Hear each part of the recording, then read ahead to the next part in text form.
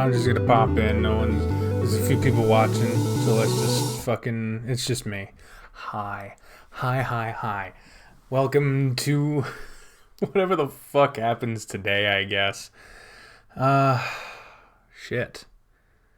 I really don't have a plan for this. I really just kind of. Let's let the hair down. Let's. Oh. Whoa. Look, it looks like a wig. Because it's like jutting out super far. It's like the first Doctor Who, William Hartnell. He wore a wig that was just attached to his normal hair. This kind of looks like that, but it's brown instead of white. Unknown 123. Hi, how you doing? Let's fix the fucking. There we go. That's actually not bad. I kind of like it. How y'all doing today? I'm just sort of hanging out. I don't really have a plan for anything here. I'm just kind of going about my business, as it were. What to do? Ooh, The Keeper. Listen to the song that plays during the stream starting soon. I've always wondered. I really like it. Let me check. I believe I will be coming back. I'm still here. Oh, Jesus. It's my fucking outro. It's the Linking Up remix done by CV4, the original composer of the original version. And then they also made a remix version. It's just my outro that I use on all my other videos. But it's like the full version. So there you go. The Keeper.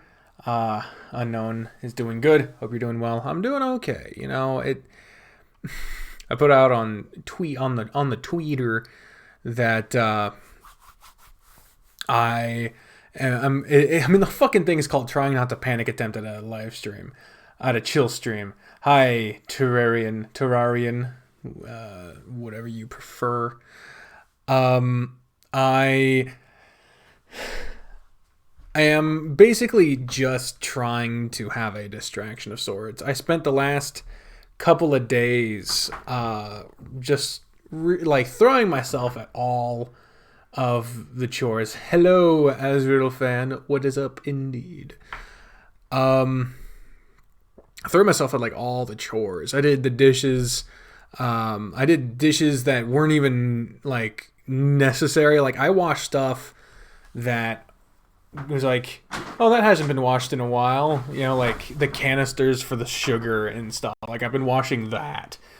Did a lot of cleaning, a lot of organizing. Obviously, there's a lot that still can be done, but I found myself like spending like 14, 15-hour days doing nothing but working on just chores. And I was like, I don't know how long this is going to last, but it is not normal to feel like you have to do something, otherwise you are being unproductive or anything. Like I was basically just running from the thoughts about the current situation. Hope you're doing your best. Doing my best. I'm doing my best in what I can do. But in terms of the best emotional state I could be in, that's far from the truth. But that would be unrealistic, in a way. But yo, bro, how are you? Red Fox 555. Hey, 8D. Yeah, I know that's a big ol' hey smiley face. I've just, just deep cleaning, spring cleaning. I've been spring cleaning like a motherfucker. Azrael fan says, I gotta ask you, what is the worst Zelda game you have ever played? Well, see, that's a good qualifier there that I've ever played, because I've not played the CDI ones, the Philips CDI games. I've not played those. I've never had access to a Philips CDI in my life, surprisingly enough. The Legend of Zelda games I have actually played, pretty limited. For the most part, I've experienced Legend of Zelda games by watching other people play them. either in Let's Play or back in the day, what a Let's Play was Aaron, my brother, playing all the games forever and never giving me a chance. Oh, I'm just kidding. Aaron's always been the more hardcore of the gamer between the two of us. One says sup. I've played the original. I've played Link to the Past, Ocarina, Majora's Mask, Wind Waker. I never actually got around to playing Twilight Princess. Wanted to, but I didn't. I played Skyward Sword. Hell, I played Skyward Sword on this channel at one point, but those videos are gone. We don't talk about the CDI games. I believe I played the 3DS remake of Majora's Mask. My boy, this peace and love. Peace is the thing the brave warriors strive for. I assume there's a reference you being made. I'm so sorry. Furkin. I'm sorry if that's not how your name's supposed to be said, but Furkan. They asked what my favorite food is. My favorite food is currently in contention right now because for the longest time it was chicken parmesan. But then, I've had so many bad versions of it that I've forgotten what a good one tastes like. But I've had a lot of really good steaks. In fact, we had a steak dinner tonight. We were able to have one. And I actually made the mashed potatoes myself. Because I'm the one in the family between me and Bri that loves mashed potatoes the most. So I skinned them. She walked me through it because I'm not a natural chef by any means. I'm not naturally gifted in that way, and in fact, cooking generally stresses me the shit out. But I just realized I didn't actually tell anyone on Discord. On the Decker Link Discord, it shows it most of it when I tweet about it.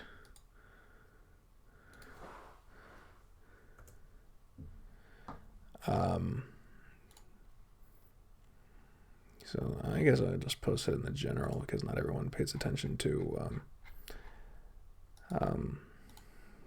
the media one. I don't generally do anything on the Discord server anyway. Don't really have. Okay. But yeah, I'm also a big fan of fried chicken, of spaghetti, specifically angel hair pasta. That's my favorite.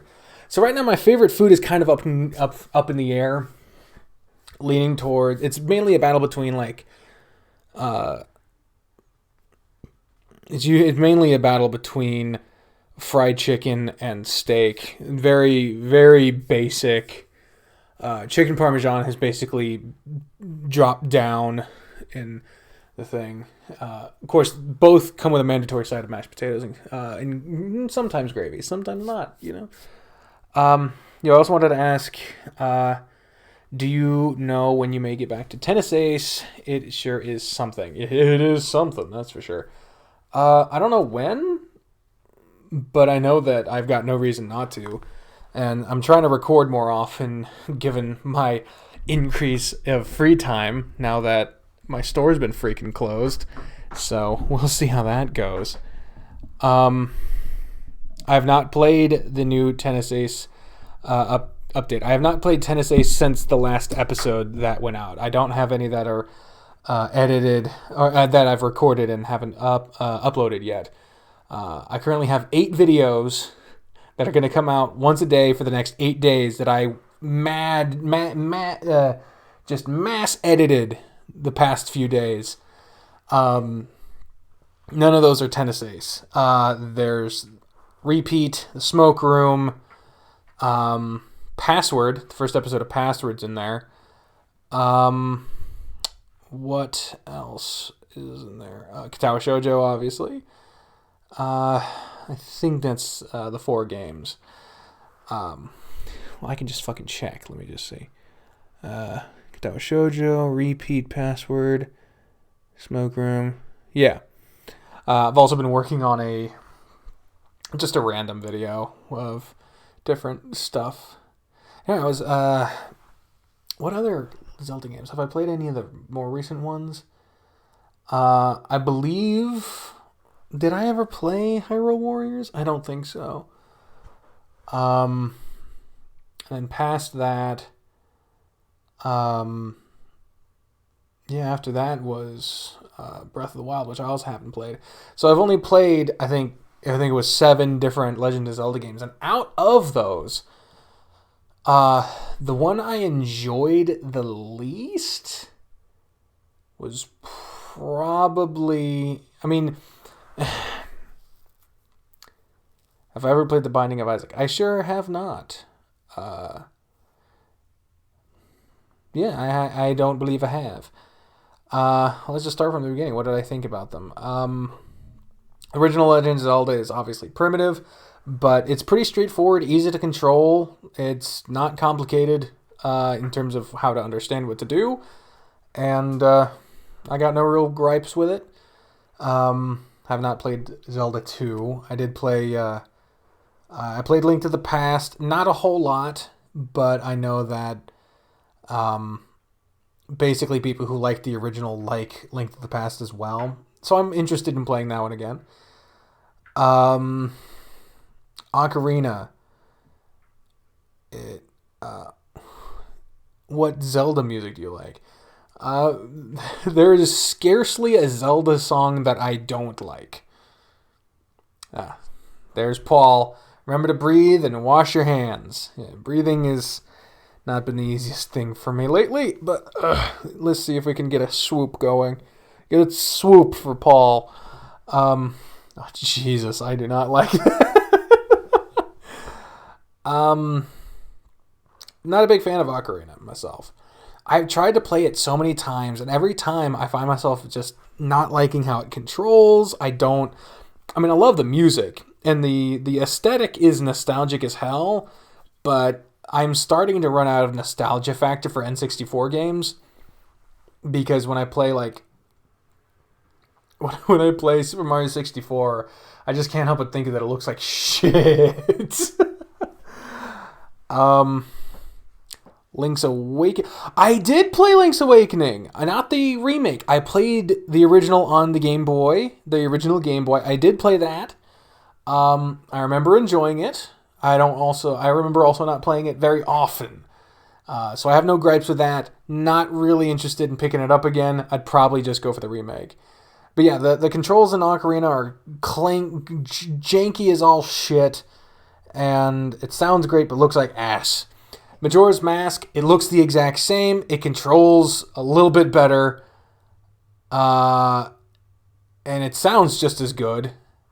But, yeah, I'd be more interested. I played the remake of Majora's Mask, too, so I think that helps. Didn't play much of Wind Waker. I wanted to, but I mainly watched people play that one. That one would probably be the one that I'd want to go back and play the most. Do I like anime? Yes. Yes, I do. Oh, but don't worry, Nintendo is building a whole mess of Mario games for it. I want to know more about that. Like the Red one complaining that a Zelda game because Zelda is way too dependent on Link.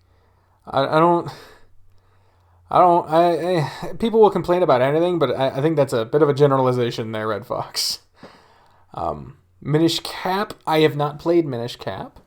Never really felt like it. I never really understood what the fuck it was. It looks... I will say, as soon as I saw Super Mario Odyssey did a living hat, I was like, oh, Minish Cap much? But I have no idea if there's any similarities between those two games at all. What's an anime show you like? Well, my favorite show of all time happens to be an anime, and that is My Hero Academia. As far as anime I also like Hunter x Hunter. I like Trinity Blood. I like, of course, Dragon Ball Z, Dragon Ball, the original. I have a whole list dedicated to the anime I like. I'm spacing on them right now. Mob Psycho. I like One Punch Man.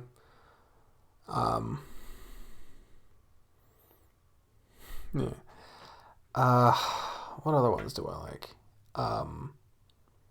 Ghost Story. That one's really fucking funny. I have a whole list, don't I? I believe I do. I compile lists sometimes of various things I like. I like deciding which ones my favorites are based on like a tournament style or something like that. Animated movies, live action movies, general movies, shows. Maybe it's in the shows? No, it's not in that one. Oh, wait a minute. Oh, there's just 3 down there. I'm going to take these off for a second. It makes me kind of hard to see. I have not seen Beastars, and after the March Madness thing, I'm almost not watching it out of protest. I've not seen Ancient Magnus's Bride nor Blue Exorcist. I also didn't get a chance to see Sailor Moon growing up, which I always considered to be a show I wish I could have watched. Am I loosening it? Am I tightening it? What's going on here? Okay. Pop Shield is always being weird. Will I play the Final Fantasy VII Remake? I have... Oh, thank you, Chef. Thank you, Chef.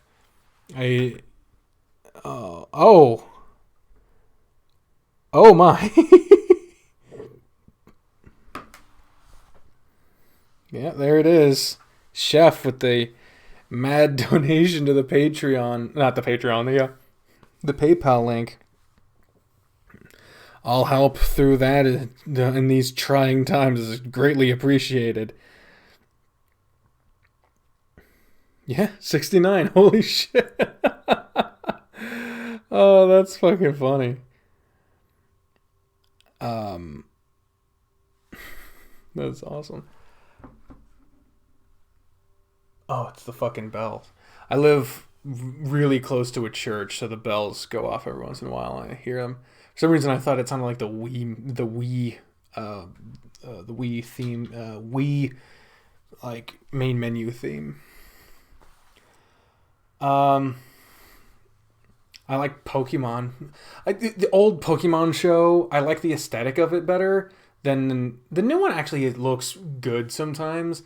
I just don't like the simplistic design, but Jesus Christ, the writing and pacing of the old Pokemon show is so much worse than I remember it.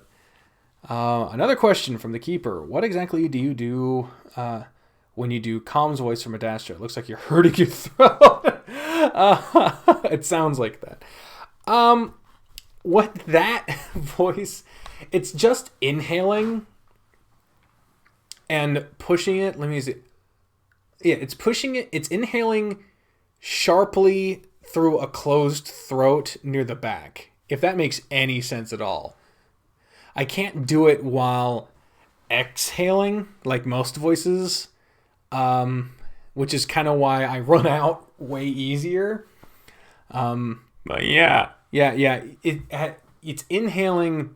You have to close your throat as much as you can without just like closing it entirely, and then inhale along the back top sharply. Enjoy your food, Paul. I know you have some great access to the foods down there. Everyone say congrats to Paul in the new home, by the way. I don't know if you'll see it because he just left, but they just moved into a new house. What? So happy. But yeah, Calm's voice is... You gotta... And then a lot of the Calm voice is knowing just generally how a really shitty computer talks, like the intonation of it. Like if you talk like straight, it doesn't sound like you're doing anything really wrong, you know? But if you go up and then, if you do that kind of like, that kind of shit, it sounds more robotic. It sounds more alien-esque. Hey, congrats to Paul. Congrats to Paul and Jonathan. Look at my hair bouncing. I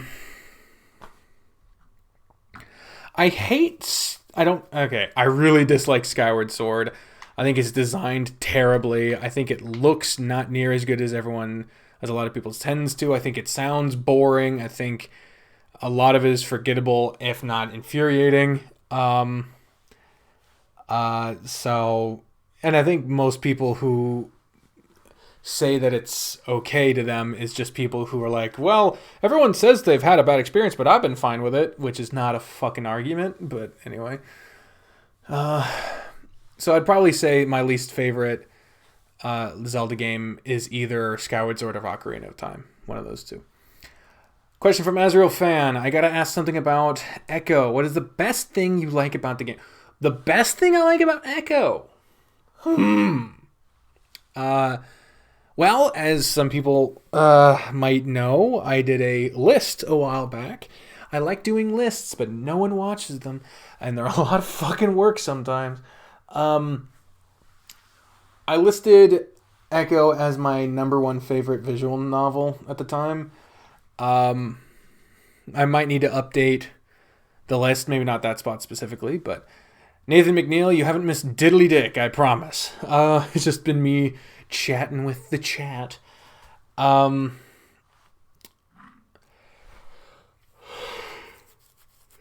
I like to give calm is 2001 A Space Odyssey, where it's like, I'm sorry, Dave, I cannot let you do that. Very calm, very stuff like that.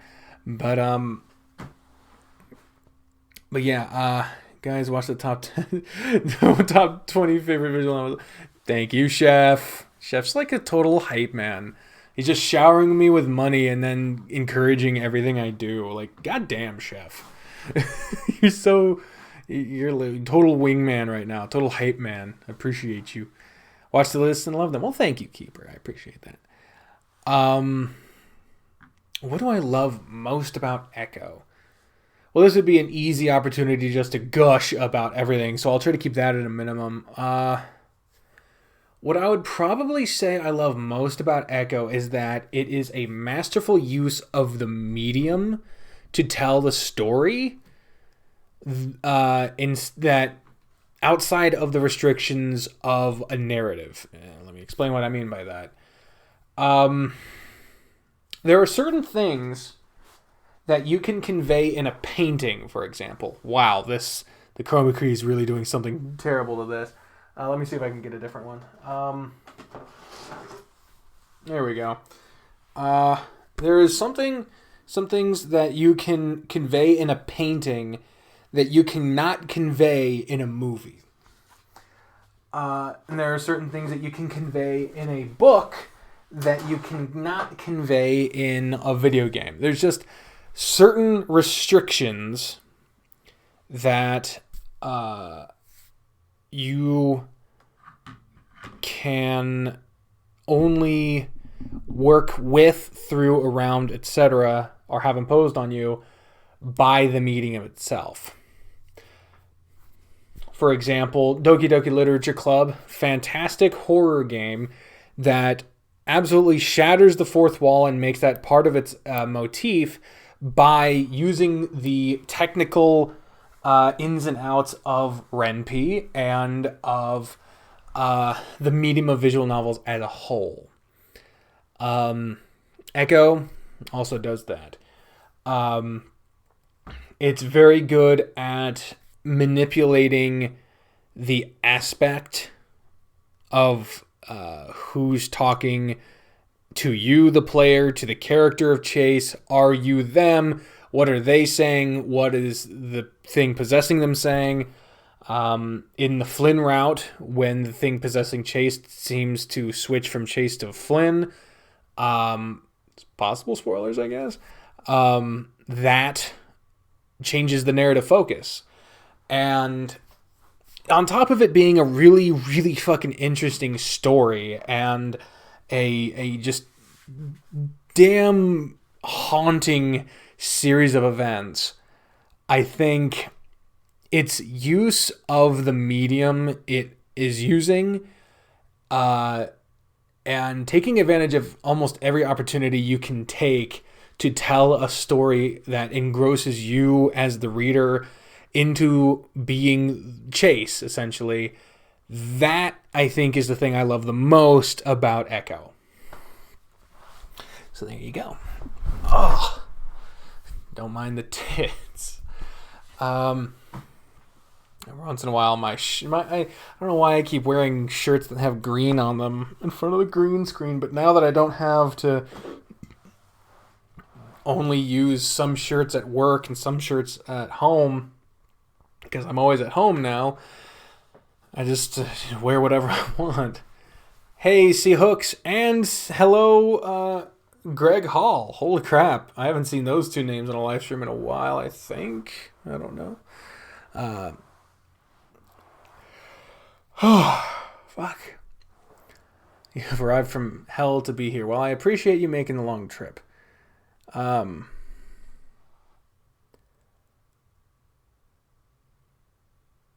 What the fuck are you talking about, Red Fox? Okay. Just finished the car route. Can't wait to do the others. Well, I'm glad you enjoyed it, obviously, as you're looking to do the others. The Shadow. Ooh, Shadow. I like the Shadow. I like that. You want to hear a story? I kind of want to tell a story. I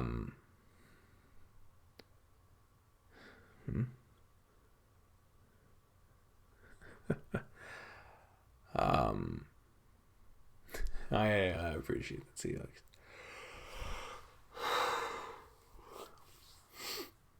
you want to hear a story?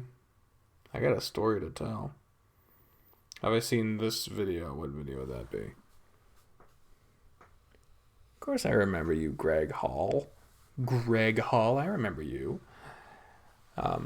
Some things are not popping up in the actual chat versus what's popping up on the Streamlabs one on the screen here. So I'm sorry if I am looking at this one and I don't catch it because it only pops up on that one. Also, as a real fan, I don't think you can post links in the chat and have them pop up. I don't know what video you're talking about. I've been kind of wanting to tell this story for a while, so maybe I'll just use this opportunity. Might as well. Y'all want to hear about my abusive first boyfriend? Do y'all want to hear about that shit? Because I kind of want to talk about it. I don't really know why I want to talk about it, but I want to talk about it. Hell yeah, story time. Yeah. Okay. I might use this as, like, cut this part out to use in a video, so let me just throw in a quick intro. Hello everyone, my name is Decalink, the trained unprofessional, and I'm going to tell a story. I'm telling it on the live stream. I might use this as a video. I don't fucking know. So, story time. See how easy that was. How easy was that? So, for those of you who don't know my backstory, as it were, very short version because I tend to go way too long talking about it. This is the story of my abusive first boyfriend. Disclaimer, I am pansexual and I have been bi-curious since I was like fucking 10. Like, it's nuts.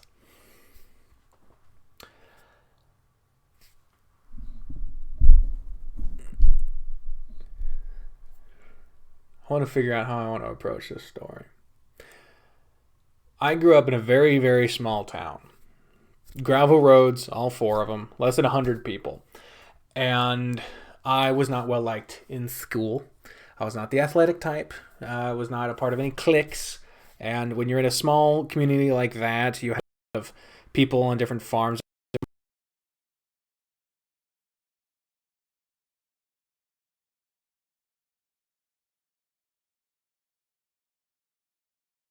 What the fuck happened there? Did y'all see that shit? My whole computer just fucking froze on me there for a second. Let me close a couple like programs and shit because I feel like My computer might be struggling to keep up. There we go. That should hopefully make things a little bit easier. Yeah. Video output low. What's happening there? Something's happening. I'm waiting until the all clear before I continue. What the fuck was that, bro? OBS is saying everything's fine, but YouTube's saying that the video output is low. Something's going on here. I wonder... I wonder if Bri's downloading something. That might be what's going on here. You went Super Saiyan for a second. We couldn't see your mouse. Okay, hold on. I'm going to yell real quick. So I'm going to mute my mic.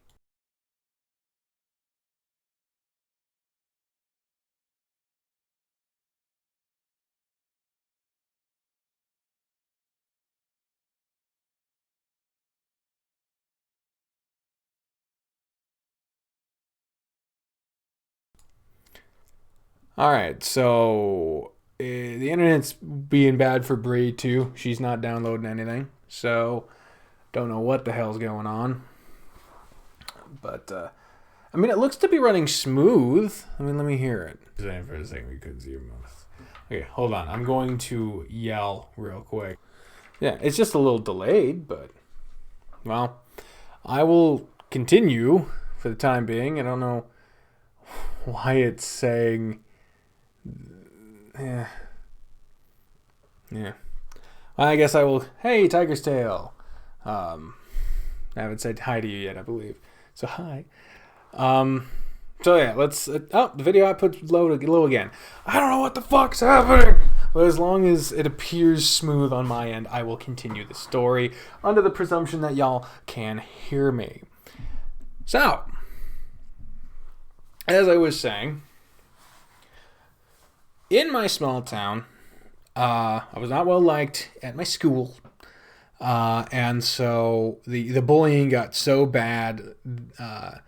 It exceeded bullying. It was like assault and harassment at a certain degree. But I moved schools in the middle of middle school.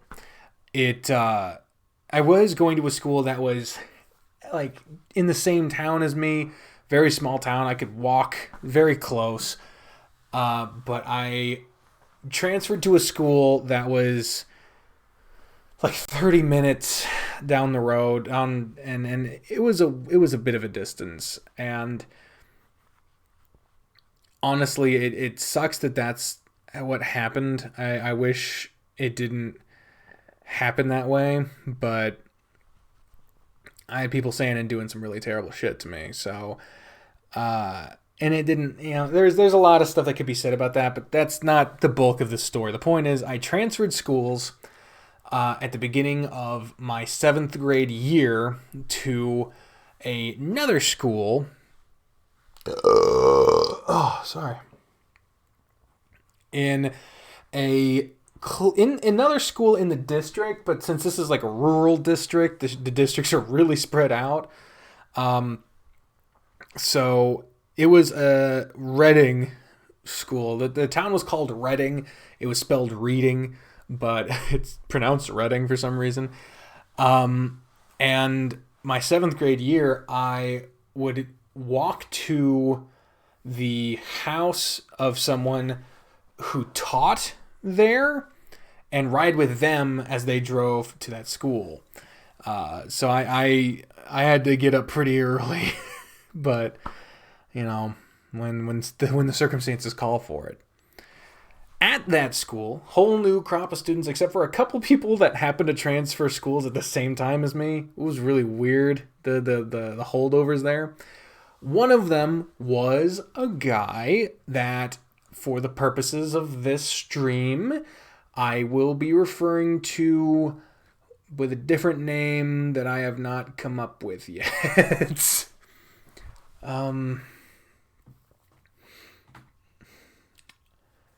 let's call him Bill. Yeah, I got a Bill Goldberg mug looking at me over there, so I'll call him Bill. Sure. Bill was in the same grade as me, and at that school, we... Ooh, damn.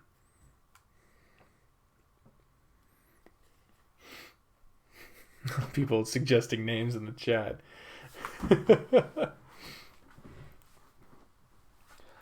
At the school, Reading, it was a K through 8 school, but I was only there for 2 years, 7th and 8th grade.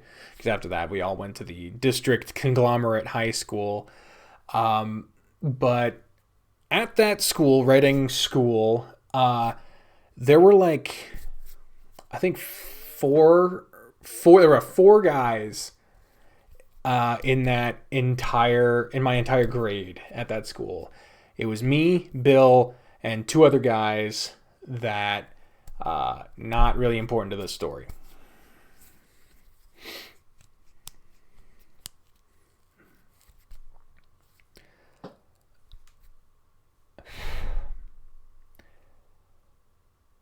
One of the reasons why I think that's some of my bullying was, brought upon me by stuff I was doing was that, obviously kids are always going to be kind of socially cagey and not always the best. There will always be some fellow classmates of yours that aren't going to be the most well-adjusted socially, but I still got a fair amount of shit at my new school. Not as much as the old one. But Bill was a special case.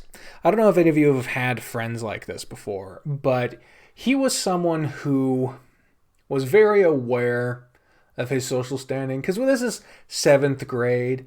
So most people have hit puberty at this point. They're interested in the sex stuff, and they're trying to figure themselves out and figure everything going on in their head out.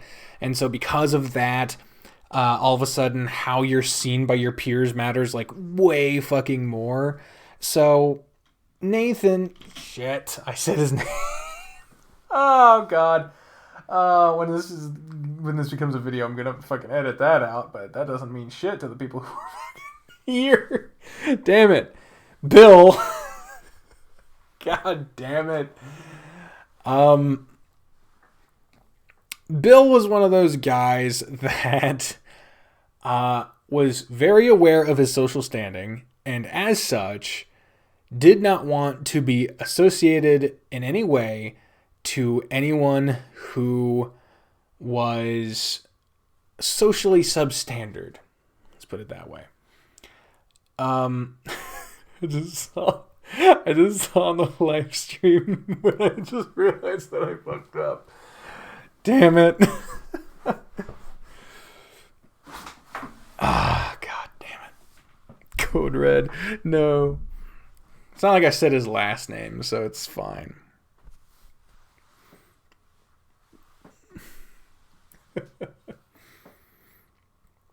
I can't believe I fucking did that.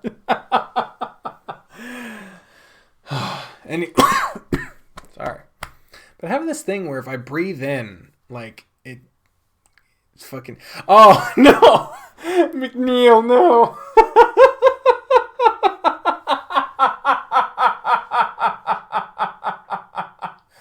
Oh, shit. Bill.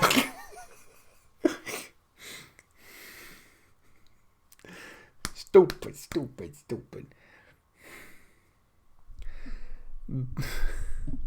I don't know if any of you have had this kind of friend. They're very populous. There's a lot of them in middle school and high school where they are totally willing to be your friend as long as no one else knows.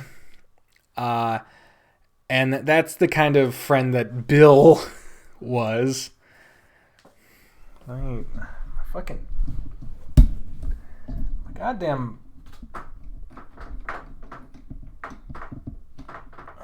my crane arm thing is not cooperating. That's a progressive oof right there, Greg.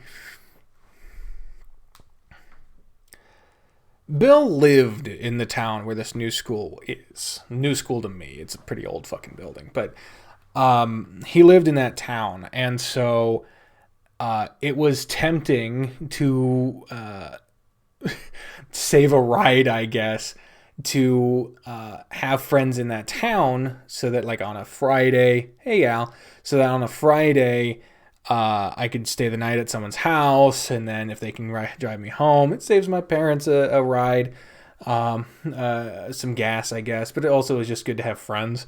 I don't believe that was their mindset in trying to have me have friends, but considering, hey, Insane Kool-Aid, considering that I didn't really have any friends at all, it was really nice to feel like I had any kind of friend, like even one that's conditional or part-time or a fair weather friend. When you have nobody, it really just seems it just really seems like you'll take anyone at that point. Nathaniel Roaming, hello. That's really funny for a reason you don't know because you weren't here before.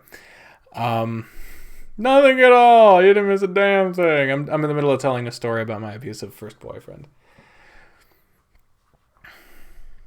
So Bill, being the two-faced rat bastard that it was at the time, I don't know if he still is. I haven't talked to him in years, but he secretly invited me to a sleepover at his house. No one else would be there, obviously, as he didn't want anyone to know that I'd be there. But he was fine being friends with me, like I said, as long as no one else knew. So after school, his house was also within walking distance of his house was within walking distance of his school. And so we walked there, and I don't remember if this really happened or not, but I feel like I remember him making me walk down a different road to his place. That might not be true, but it might have just been like we couldn't talk while other people were around or some shit. He was cagey as fuck, right? So we got to his place and we hung out. He had a kind of shitty ass house. It was basically like an igloo. It was just like cinder blocks, it all put together with a roof on top of it. Y'all are fucking with me with that damn name. That name thing is fucking me up because I'm seeing all these names. The computer 42. Oh no, they're multiplying. But eventually we hung out. Everything was actually fine. We had a good time as far as I know. We played some video games. He was downloading music on LimeWire very slowly. It was actually pretty cool. And then it came to the sleeping arrangements. Now at this point it is going on winter. It wasn't full winter, but like I said, his house was not insulated. It was basically just like cinder blocks as walls, and that was it. So when it got cold, it got fucking cold fast. And originally they had a couch in the living room, but it was covered in shit. And so the plan was to share his bed, which he gave no indication that he had any problem with, and I really didn't mind. And so we laid down, and he had his TV playing. We were watching reruns of stuff. We were actually watching reruns of MASH, if I remember correctly. I love MASH. Love the show MASH. And we were watching it on TV, and then a commercial came on, and he started, like, holding on to me. First it was just looking at my arm. Like, he just hand on my arm, stuff like that. Didn't think much about it. Show came back on. Another commercial. All of a sudden, he had his arm around me. A show comes back. I'm paying attention to show. Next commercial, he rolled over. And I can't go into further detail because of YouTube. Point is he made his intentions known, and that being my first experience with a guy, I had been bi-curious before that. At this point, I was, it's 7th grade. I was 5 years old going into 1st grade. So that would be 11, I guess.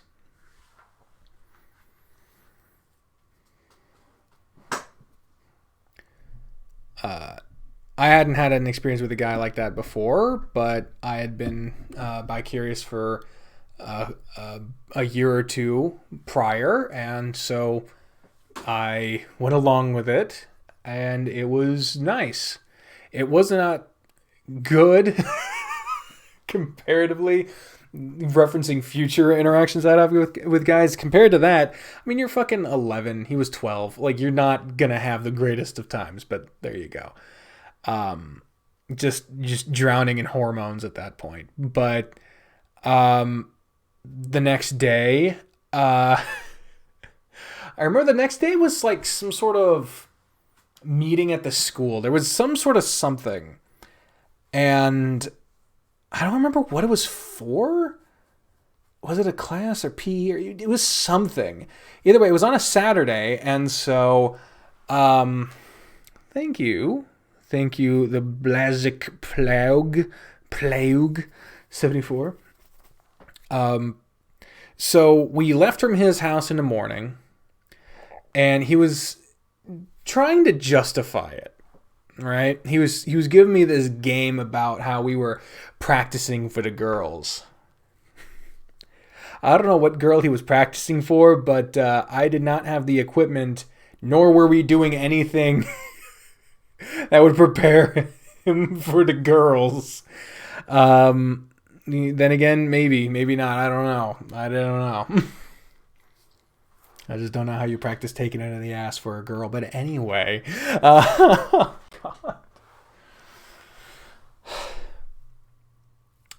What would happen after this? What would come about after this was every couple of weeks we would have a sleepover, and it would almost always be at his place. I didn't really have any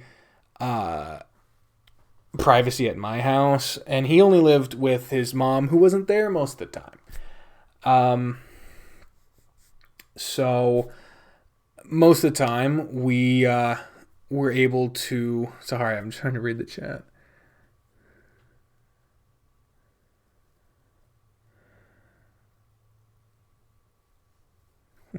Jesus.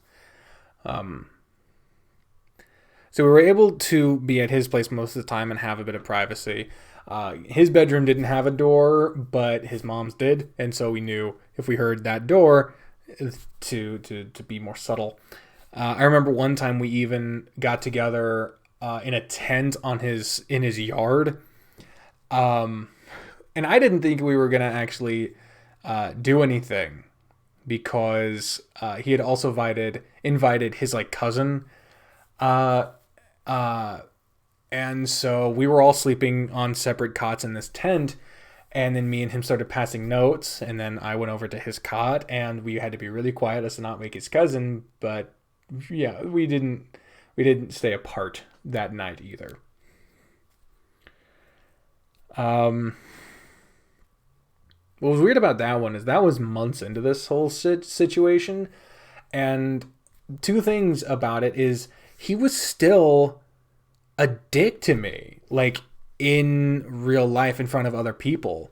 Like he still really treated me terribly and really was not cool about me, and really didn't want anyone to know that we were informally going out. We never really had, we had agreed, and we had basically, we had taken on the titles, but all we were doing was having sleepovers, and then I'd leave, and that was basically it. He wouldn't text or talk to me outside of his place at all.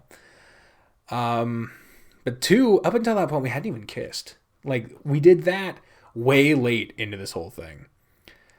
I remember the first time I asked him to do that, he really didn't want to. And there were a lot of red flags about this whole situation, but unfortunately, again, I really didn't have any friends. I really didn't have anyone close to me. I didn't really have anyone nearby. I didn't have any prior experience with a guy. And back at that point, again, I remember I'm living in Kansas in the 2000s. There was way more stigmatization of this kind of thing in that area and at that time. So, there was a certain percentage of reason, I guess, for him to not want anyone to know, but still, it hurt. It hurt a lot. Eventually we did have a sleepover at my place, but since I lived with 3 other people, that only happened once. And then finally, it eventually stopped happening. Yeah, pretty much. It was Stockholm Love. Thank you, Insane Kool-Aid. Eventually what wound up happening was we got together for a sleepover at his place after he had added on to his house where, not him by himself, but they had added on to his house to convert their front porch into a room for him, so he'd have his own room. Again, not insulated. It was basically just wood, and the floor was still the cement of the fucking porch. It's terrible. But I remember us sleeping over, and I was thinking that it was same old. And so we got in there, and I started to go about the routine, and he just didn't. He just wouldn't. He was like, nah, I don't, what are you fucking doing? Just go to sleep. I was like, oh, okay. Okay. And then in the morning, he didn't even say bye to me when I left. And that was it. Like, he just never invited me for another sleepover. And soon after that, it was high school. And it was around that time that I started to notice that he was, dating people. He was publicly with a girl. Again, won't say names. And so he basically found another way to get his end off, and then that was it. He didn't need me anymore. So around that time, I also started to see someone else, a different girl than the one he was seeing. And I say that specifically because it's really weird, this small world after all kind of shit, but the girl I started seeing after him is now Bill's wife. They wound up getting together. They have kids now. And it's so fucking weird. It's so fucking weird that that would be the case, that my abusive first boyfriend, who would belittle me and physically shove me and treat me like shit in public, and then use me for everything he wanted when we were in private, and then just dump me out of nowhere once he found another way to get his end off. How he wound up with the girl I wound up going out with right after him. And the ultimate weird fucking cap on top of all this is that a few years later, he would basically once a year, he would send me a message on Facebook that I wouldn't respond to, saying like how we should hang out or whatever. I remember one time he showed up to my fucking house out of nowhere just to chat. Just want to hang out, man. Whatever. I'm pretty sure he thought that it was going to be a casual thing, but as soon as I did not invite him in, he was like, oh, well, I should probably head back. You know, I was like, uh-huh. But after a certain amount of years of a yearly awkward message that I would either not respond to or only respond to with basic pleasantries, it was after he had his first kid with my ex-girlfriend that he invited me to catch up with them over lunch, to meet his kid, to catch up with both of them. I didn't go because how the hell am I supposed to look at their kid without mentioning the fact that I fucked both of his parents before they even met? And obviously I don't just say that to kids, but that would be in my head. Like, that was the last thing I did with either of these people, was being one person's plaything and another person's just ex-boyfriend. Like, that was the last thing I ever did with any of these people on a regular basis. And what the fuck am I supposed to do in that social situation? What am I supposed to do? Not even getting involved. So, yeah, now, you know, he lives many states away from where I do because I moved, and I very much will definitely, very likely not ever have to deal with him again. He stopped sending his yearly messages, and I'm very glad for that. And you know what? I hope he's doing well. I hope everyone's doing well. I don't want, you know, anyone to be doing badly. I want people to get better than who they were. I am better than who I was back then. I hope he is better than who he was back then, for everyone's sake. And so yeah, that is the story of my abusive first boyfriend. Oh, fuck, I totally, I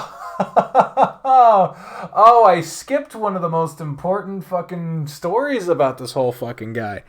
Okay, so, I don't know if you can see it on this camera, but right under this eyebrow, there is a scar here. Let me see if I can get all the pawns here. Just totally fucking break this shit. You can kind of see it right there under the eyebrow. Let me see it. You see it? It's a little fucking blurry. Look at the fucking green screen. Realign that shit. I got that, not from him, but because of him. So it was a year after the whole situation. I think it was 2 years. It was 2 years after our last sleepover. It would be my sophomore year of high school, my last year of school in that district before I moved from that small-ass town to Kansas City, where I would never see him ever again. I was working the concession stand as part of my, I think it was the theater troupe, or maybe it was forensics, I don't know. I was working the concession stand at a basketball game at the high school. And I I was doing it to raise money for the club I was in, either theater or forensics, and my shift came to an end right before halftime of the basketball game. So I didn't have a car, so I had to wait until my dad would get off of work so he could come and pick me up. So that's an important note. I couldn't have just walked home. The high school was in the middle of fucking nowhere. Northern Heights High School. It is kind of close to a town, but that town is not the town I lived in, and I knew one house there that maybe would have been nice enough to let me in at the very least. So yeah, and certainly was not within reasonable walking distance. So all that setting out of the way, cool. So I leave the concession stand, and I have nothing to fucking do. I didn't have a smartphone, and this was 2010. I didn't have a smartphone. I didn't fucking have anything to entertain myself with. And so I went to the band room. Because I knew the band room, that's also where the choir was. I was in choir. I knew I could go there. Maybe if I was lucky enough, maybe the choir teacher would have left his computer on and signed in, because sometimes we would watch YouTube in there because the teachers didn't have the same kind of content blockers that the students had. Hello? I'm live streaming, just so you know. I know, I'm just getting my computer charger. Cool. Say hi to Bri, everybody. Hi, Bri. I'm telling them about my abusive first boyfriend, whose name I have changed since I am telling it online. Fun! Yeah! Next I'll tell about my abusive boyfriend. Oh, fuck. I think you just turned on the printer. Yeah, I unplugged it and then replugged it in, and it was just like, hey. Is that the new printer? Yep. Fucker's loud. Oh my god, it's so loud. It's so efficient. So efficient, it works, yeah? Mm-hmm. Everyone's saying hi, Bri. Yeah. Here comes the Bri. Yay!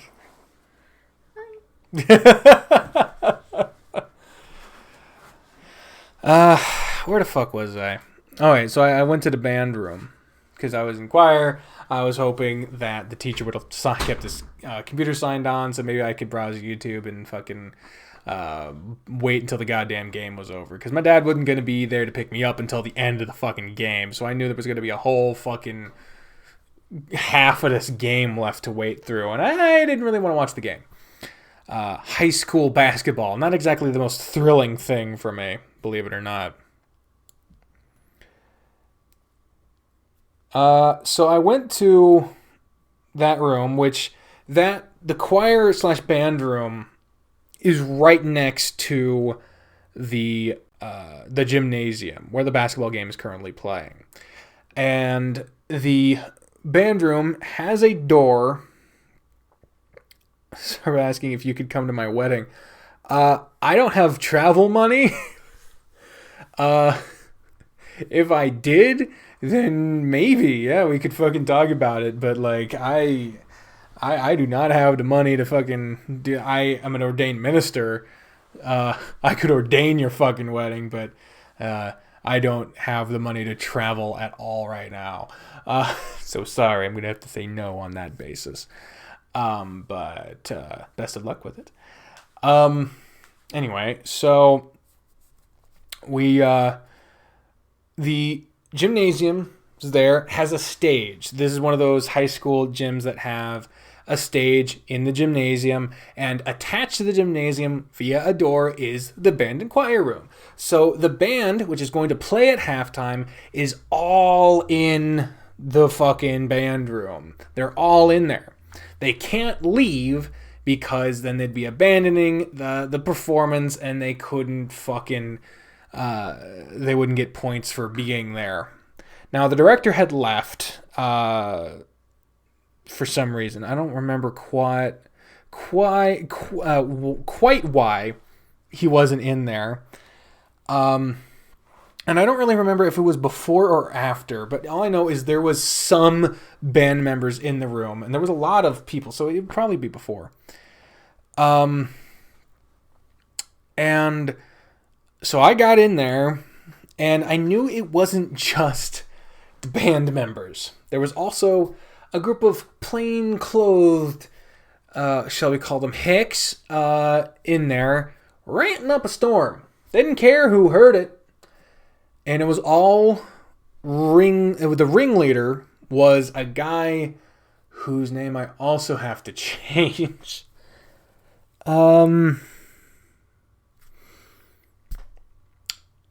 Let's call him...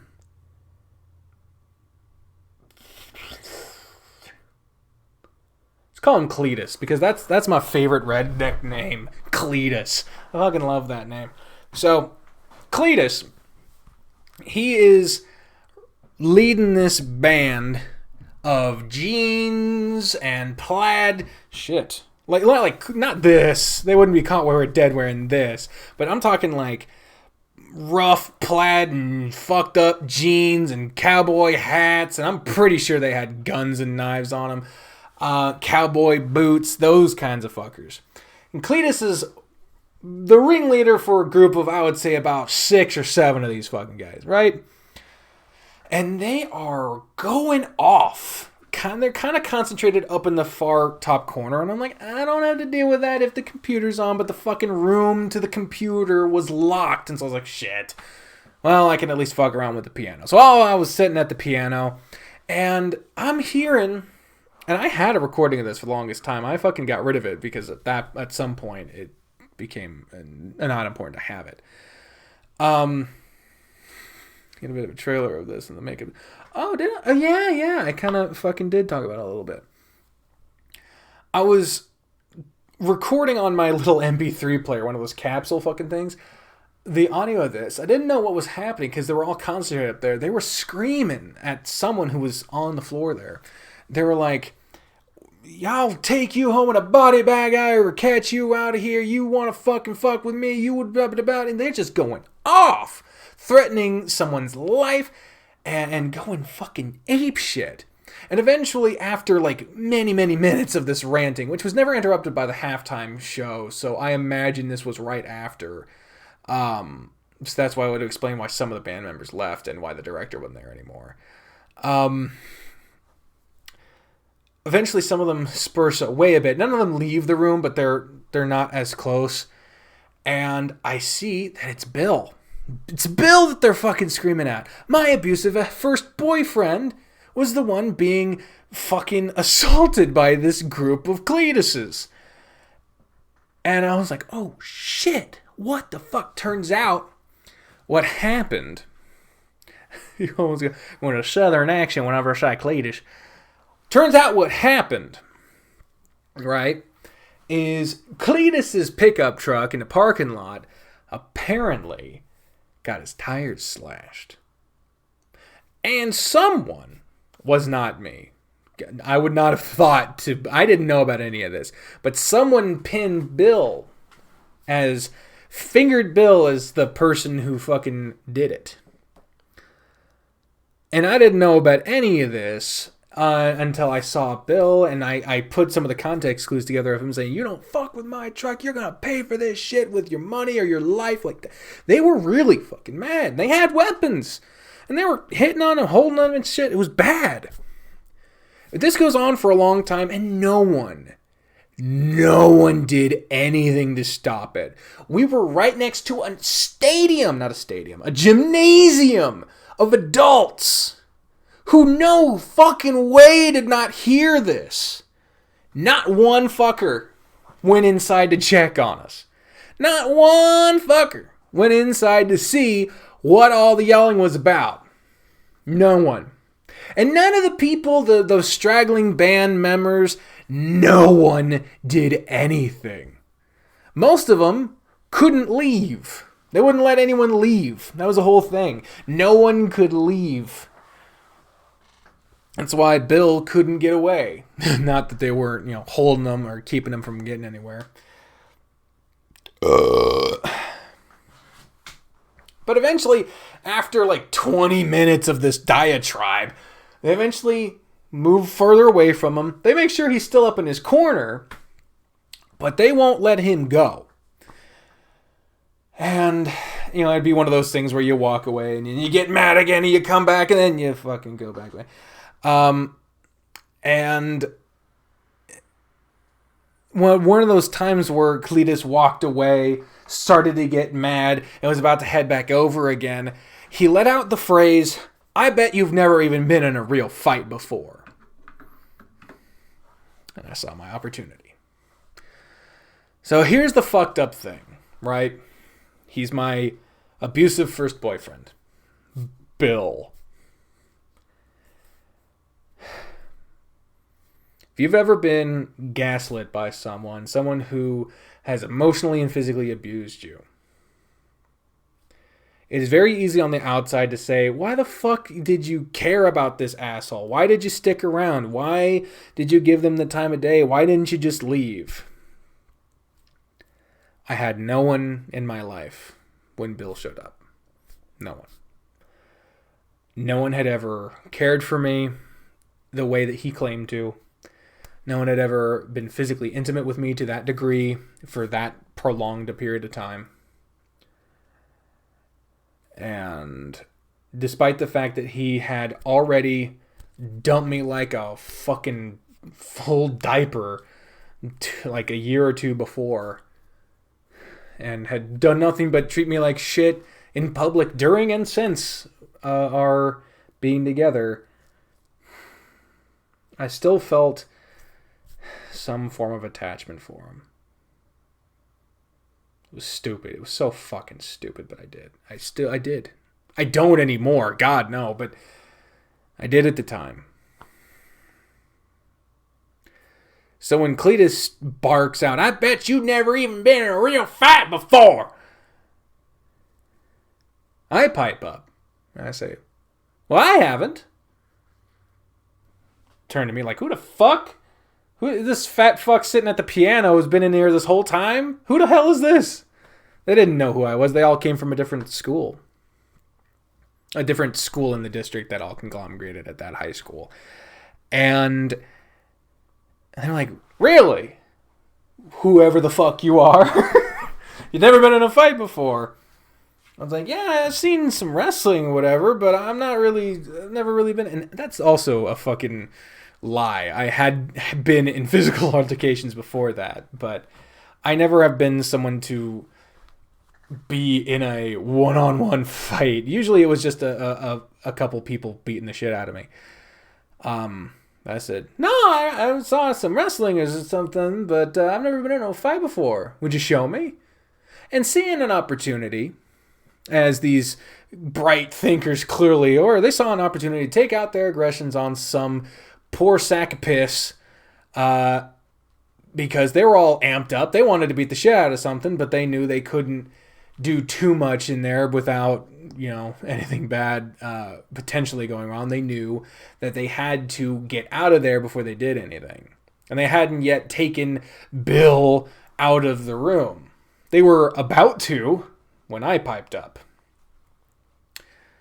So they saw an opportunity to take their aggressions out on someone.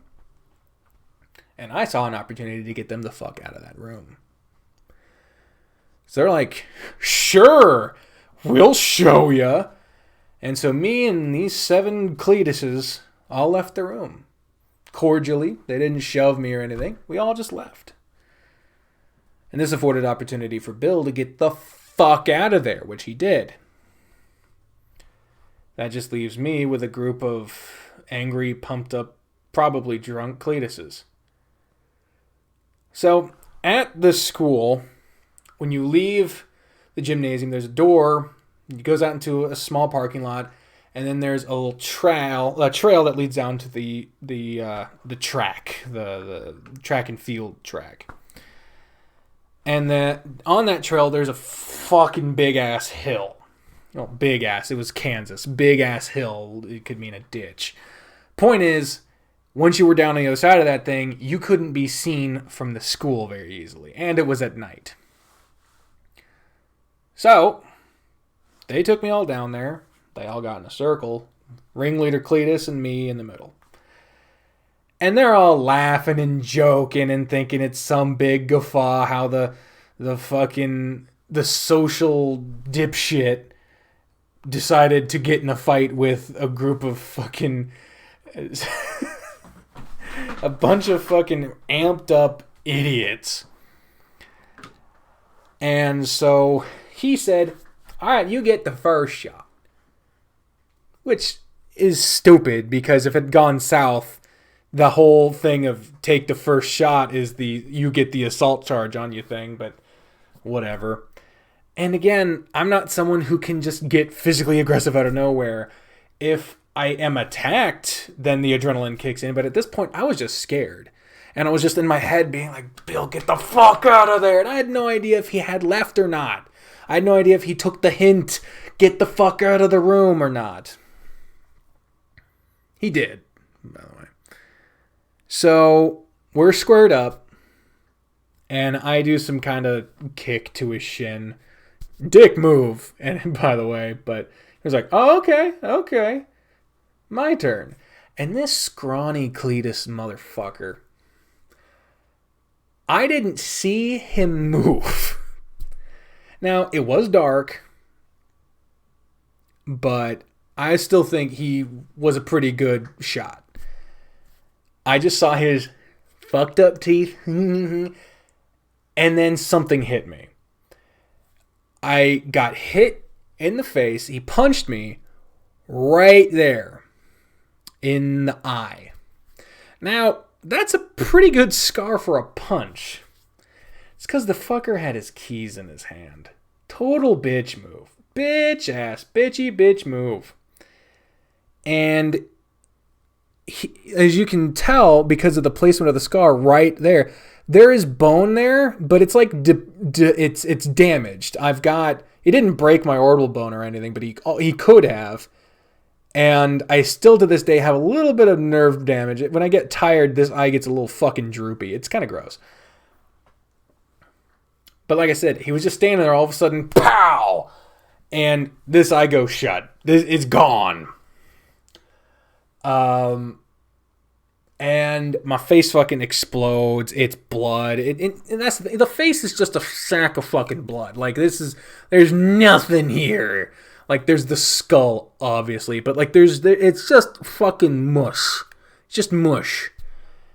And so he pots me, my face fucking blood everywhere. But I didn't go down. I didn't fall. I didn't cower away. My adrenaline kicked in. I started laughing. Because I have this weird fucking thing where when I'm bipolar, right? So when my adrenaline kicks in, I go manic immediately. It's not even a fucking whoa. It's fucking hitting the mallet on that like strength test thing, and it goes bing. That fucking hit the bell. I was there. I was ready to go. He rung my fucking bell. I was ready to go.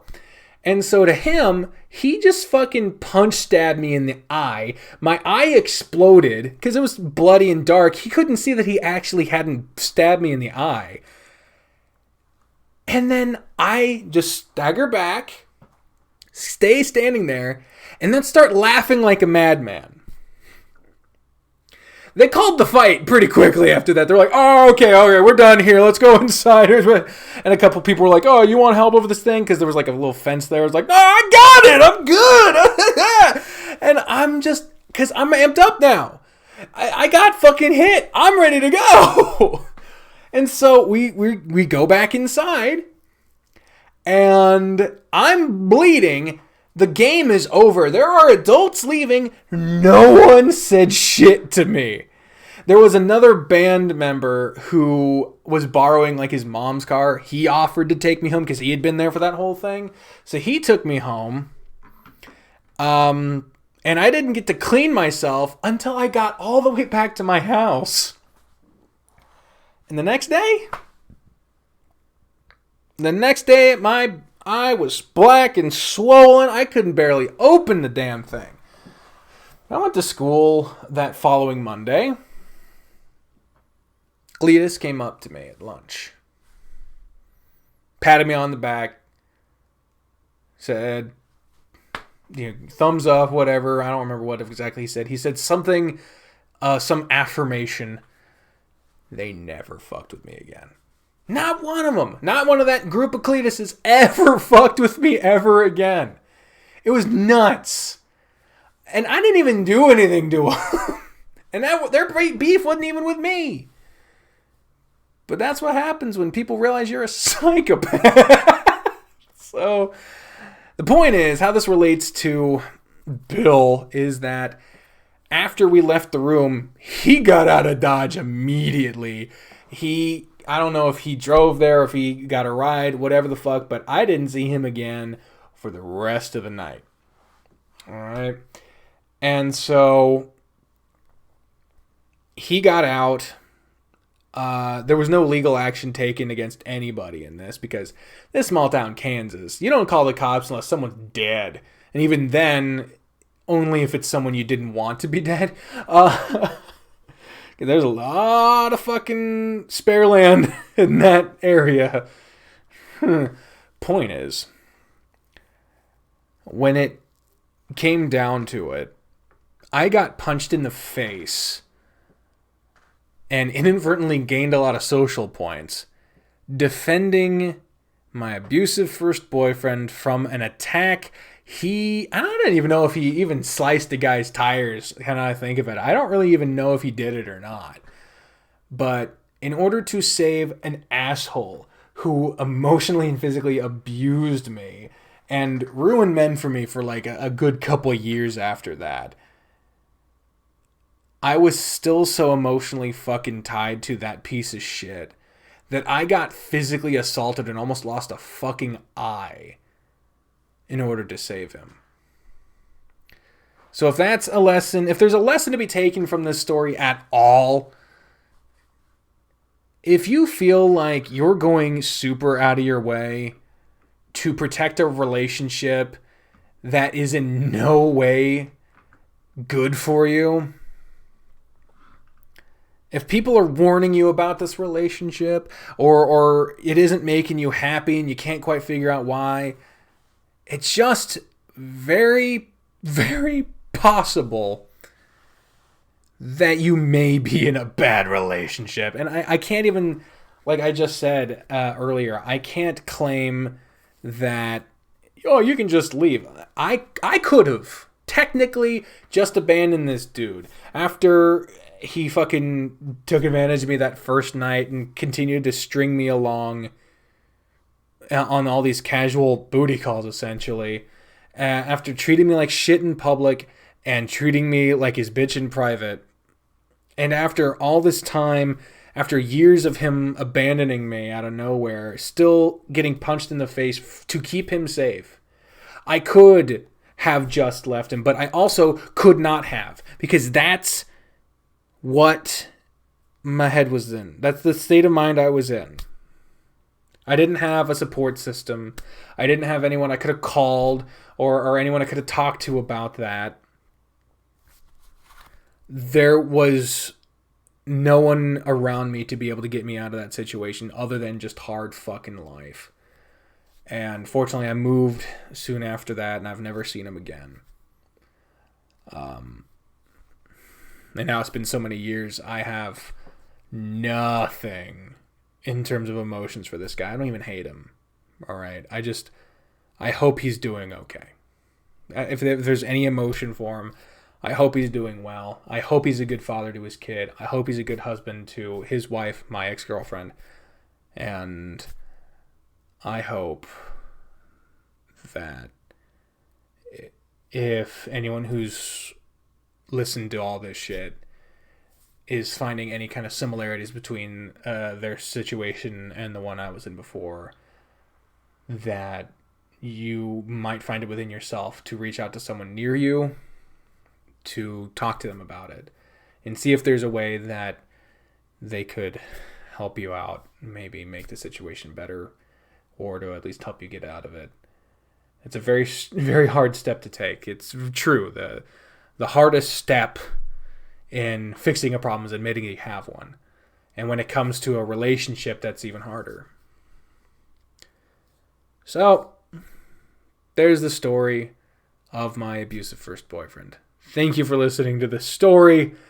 Shit. So there you go. I'm going to go ahead and stop the recording of this.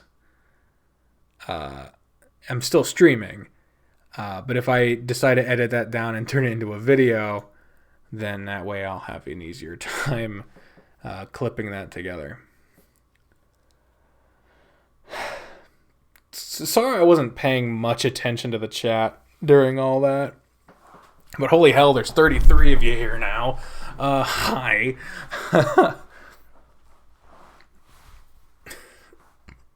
Hi, Kirby Land 1234. Also, Purple Dragon Studios. I saw you say hi earlier, but I was in the middle of the story, so I'm sorry. Hi. Give me a hug. Let's give everyone hugs. Everyone gets a hug in the chat. You missed a story, Kirby Land, but that's about it. That's all you missed. Well, that was a story time, wasn't it? Jesus. This is the first time you've ever heard something about a boyfriend coming from a man. Well, welcome to the world in which some guys like guys.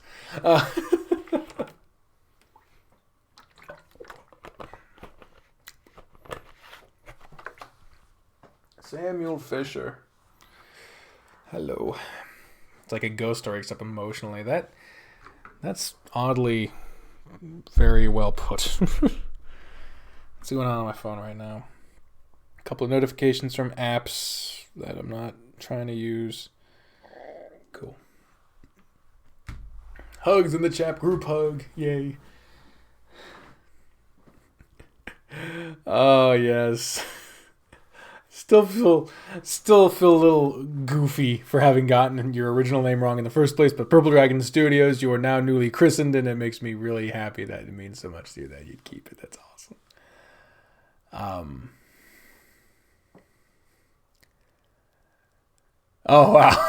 You joined in right at that point. Oh, that's funny, Lost Fires. That's funny. That would be the time when you jump in. That's crazy. Oh,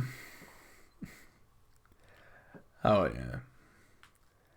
Welcome to our own personal how Jesus. Sad, awesome awakening / more. Yeah, it was a hell of a situation to be in. I mean, there's more stories I could tell, not specifically about him. Just talk in general. I don't know if there's another story I want to tell right now. I was thinking about maybe booting up like a game and playing it. I don't know. Not a visual novel because I want to keep those to leave those to the episodes, you know. But no, it's not weird that I think you kept the name. I think it's awesome. It's touching. It's touching to me. Yes, Leo of the Wing. I know you, Leo of the Wing. BRB, bro. Being a fan is nice, you know, especially in this medium where the idea of audience interactivity is so fucking important and integral. It's a hell of a time to be a fan of someone.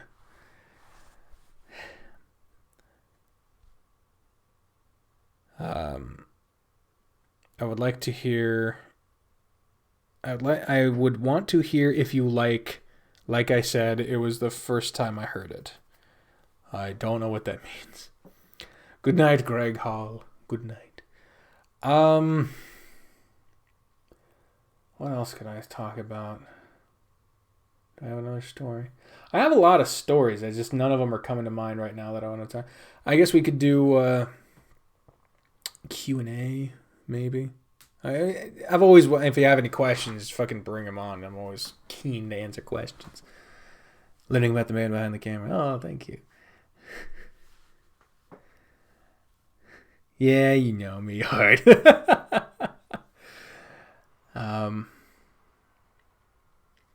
I was gonna say I thought I recognized your icon, Lost Fires and Doombringer. I remember. Babe! Fucking Breeze in the chat. Chef got them immediately. Jesus. Good night. Yeah. Say hi to Bree, everyone. It's the most human interaction you've had in weeks. Yeah, I feel you. I left the house for the first time in a few days today. Ooh, a prank you pulled on your girlfriend. Okay, James Swain, bring it on. Yeah, today I had to go and help something at my store. We weren't open, but we had to get some stuff out of there because we were closed, and another store needed some supplies. And then I went to the store. Riveting shit, I know, but it was the first time I left the house in a good few days. And honestly, it was a few days too early, as far as I'm concerned. Oh, God. Yeah, it's saying hi to Bree. Keeper Purple Dragon Studio saying hi to Bree. What are we gonna do? Yeah, no, I have an idea. I'm gonna minimize this. I'm gonna minimize my problems and then blame them on other people, because that sounds perfect. I'm not gonna circle around my parking lot apartment so I can't go out. Mind if I call? Well, I was just about to play a game, so save it for next time. How goes Spoofy? Spoofy's doing good. He's been out and about. He's got 2 doggy friends with the neighbors that he absolutely acts like a fool around. It's perfect. Well, I'm still watching your extracurricular activity. Yeah, it's not weird. The series goes on for a million years. Who's my favorite Echo character? Oof. Who's my favorite Echo character? It's either Carl or TJ, probably. It might be Carl. I think it might be Carl.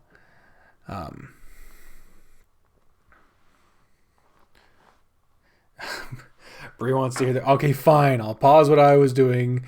So, James, send me a message on Discord so we can get you on this call so Bree and everyone can hear your story. People stayed in their house for a whole month to kill off the corona. We go back to our normal life. Oh yeah, the whole. I think I'm gonna have to actually put a moratorium on watching and listening to the news, just because it's making me more and more upset every time I hear about it. Really, it fucks with me. With me, it fucks. Let's move this shiz. God damn it. There we go. Like kudzu the most. Interesting.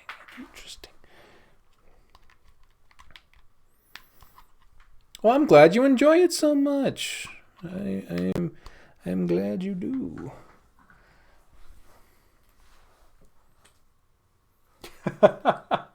Well, I appreciate you staying a keeper, but don't feel the need to put your life on hold just for this. The desktop audio is up.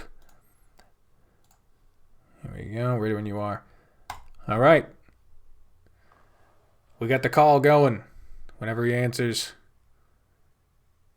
Hello. Okay. There he is. Yes, I hath arrived. Yes. All right, ready? Yeah. Okay. So, me and my girlfriend went to go wash her Uncle Ed. On the way back, she started having cramps and all the frickin' signs of being pregnant. Alright? So, what we go and do is, we go and grab a pregnancy test from the gas station while we're getting gas. We got a couple of them to do multiple tests to make sure it was correct. And when she was in the bathroom doing them, she called me in there and told him to keep an eye on him while she went into the bedroom to do something on her phone because she was too nervous to sit there and watch it. After a few minutes, the motherfuckers came up negative on both. So, my dumb ass, I walk in there with a stone cold, oh shit kind of face Oh and tell her no. positive. That's not She said, fucking funny, man. That's so fucked up. we're both into that kind of humor, so it was funny for the both of us. Well, maybe But I'm we, sure it was funny after you told her it was a joke. but she said she kind of wanted one, so she was freaking out both about yes, no, yes, no. Then I handed them to her, and she goes, "Oh, you motherfucker!" and started chucking them at me. Yeah, those things got pee on them, so that's Yeah. gross. So that pregnancy test at a gas station, truly 100% foolproof. Yeah. Um, that I do not endorse that particular prank. You know what? It's your relationship, and if it works for y'all, I will not tell you yes or no either way. It's not my relationship, not my business. But I will say, in my particular set of beliefs, that was a shit fucking thing to do. And if it happened, and if that was done to me, that would be an almost relationship ender, regardless of whether of what the situation was. Because I really do not. I really do not believe in making pranks about pregnancy or medical conditions of almost any kind. That I Yeah. nah. But we're Like, both nut jobs, so what? we're both nut jobs, so I know a fair thing about being a little bit mentally not there. And like I said, it's your relationship. If that's the kind of stuff you like, it's like I remember that the couple prank versus prank, and I was just like, I could not be in that relationship. I can't deal. I could not deal with having my head on a swivel every time I want to get toast or some shit. Like I couldn't. I could not personally be in that kind of environment. And apparently they couldn't either because they eventually got because they either broke up or what they retired their channel or some shit. They quit for whatever reason. I think they did take a break yeah. at least. But yeah, like I said, it's your relationship. If that was okay based on the parameters between you and your relationship partner, totally you do whatever you want. But goddamn, do I not recommend doing that at all? Because I know. It's just because I've been with her for a couple of years now, and I know how she is. yeah, yeah. 'Cause some people are a little more understanding and able to handle that kind of thing. You know, some people everything's like water off a duck's back. You know, they can just handle fucking anything, or they can take a prank with the best of humor. Um, I would just say, by and large, unless you know someone to be able to handle that kind of situation, don't Yeah, try it. I wouldn't do that to anyone that I just got with, because I don't know how they are. But with her, I know her well enough to know that she would find it fucking hilarious. Yeah. Then in And that that's case, long stories about it. yeah. Then in that case, totally fine. Even Breeze in there. That's personally, I think between close partners, 10 out of 10 prank. Cool deal. I'm glad it went over well for you. Yeah, it went well. I was having to dodge freaking used pregnancy tests. Yeah, that's ugh. Goddamn. You gotta take a shower after this. Fucking hell. Anyway, thanks for sharing. Oh fuck. Gave me the goddamn hiccups.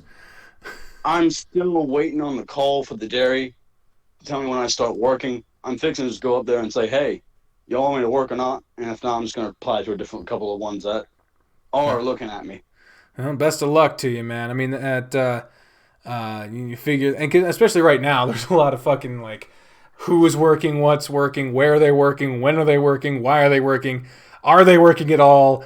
Hiring, firing, furloughing. There's a lot of shit going on. So the best of luck to you for sure. Yeah, especially with this damn COVID-19 crap going down. There's a lot more places looking for it because people keep quitting because of it, but in turn, it's a lot slower process because they got to do a lot more paperwork. Yeah, well, I mean, a lot of people are quitting or getting fired or whatever. I mean, I was at Walmart today, and the person doing the person checking me out, that was their first day, and they were like, I've been at home, not doing anything. I'm supposed to go to college in the fall. I figured they're hiring here because people are staying at home out of safety reasons. So the people who are willing to take up those essential jobs, there are people out there that will do them, whether or not they should have to do them or they should, it's that type of thing is above my pay grade to answer. Someone's got to do it in order to keep the country running. Yeah. And that, I absolutely agree because, I mean, like, shit, even self-checkout, there's someone to man those things. I just wish that we could take better care of them, because, like, there's no way to be 6 feet apart from someone when they're bagging your groceries. Yeah, especially with the ATMs. You know how usually they're right next to each other? Exactly. Yeah. It just really, this whole thing has gone to show just how, one, easily upsettable our whole social situation is, but also, like, just how ill-prepared we were for any kind of catastrophe like this. It's like... hopefully it sheds some light on the government and makes them go, okay, maybe we should start preparing better for this kind of stuff. I would hope so, but, just gotta bear in mind what government we're dealing with here. But, yeah. Anyway, thanks for sharing, and thanks for talking, brother. No problem, my friend. See ya. All right, see ya. What a dick. I'm kidding. Usually doesn't. Yeah, Bree says, I usually don't pull pranks. I care very much about how he could potentially affect people's feelings. Seymour is mostly making fun of himself. Yeah, I am pretty much always the punchline of my jokes. See, the thing is, like, with... I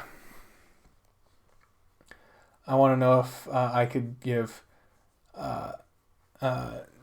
shoot me a message. We could also chat. I'll talk to people on Discord. Sure, send me a message, Purple Dragon Studios. But yeah, X for down on the government thing. Yeah, fucking yeah. But yeah, when I'm with people I'm closer to, I can rib them, give them more shit, that type of thing. But yeah, yeah. I was really introduced to harsh humor, needling people in a friendly way by Brie, and now arguably I do it too much. But obviously between us it's fine. It's just it really comes down to knowing when the other person is receptive to it, because not every time is someone going to be okay with anything, Computer 42, I play a lot of furry visual novels. Any smaller ones you would recommend? Smaller ones? It's hard for me to tell which ones are small because I don't pay too much attention to, like, the Patreon money or whatever. Alright, yeah, Purple Dragon, are you Snake Lord? Or should I have said that? Yeah, of course you are. Yeah, we were talking about it. Okay, yeah, I'll call you. Boop. And a call. Yeah, you can friend me on Discord, Al. That's totally fine. Hello? Oh, their mic is muted. Or are they muted? Am I muted? Oh, they're there. Oh. Hello? Okay, there we go.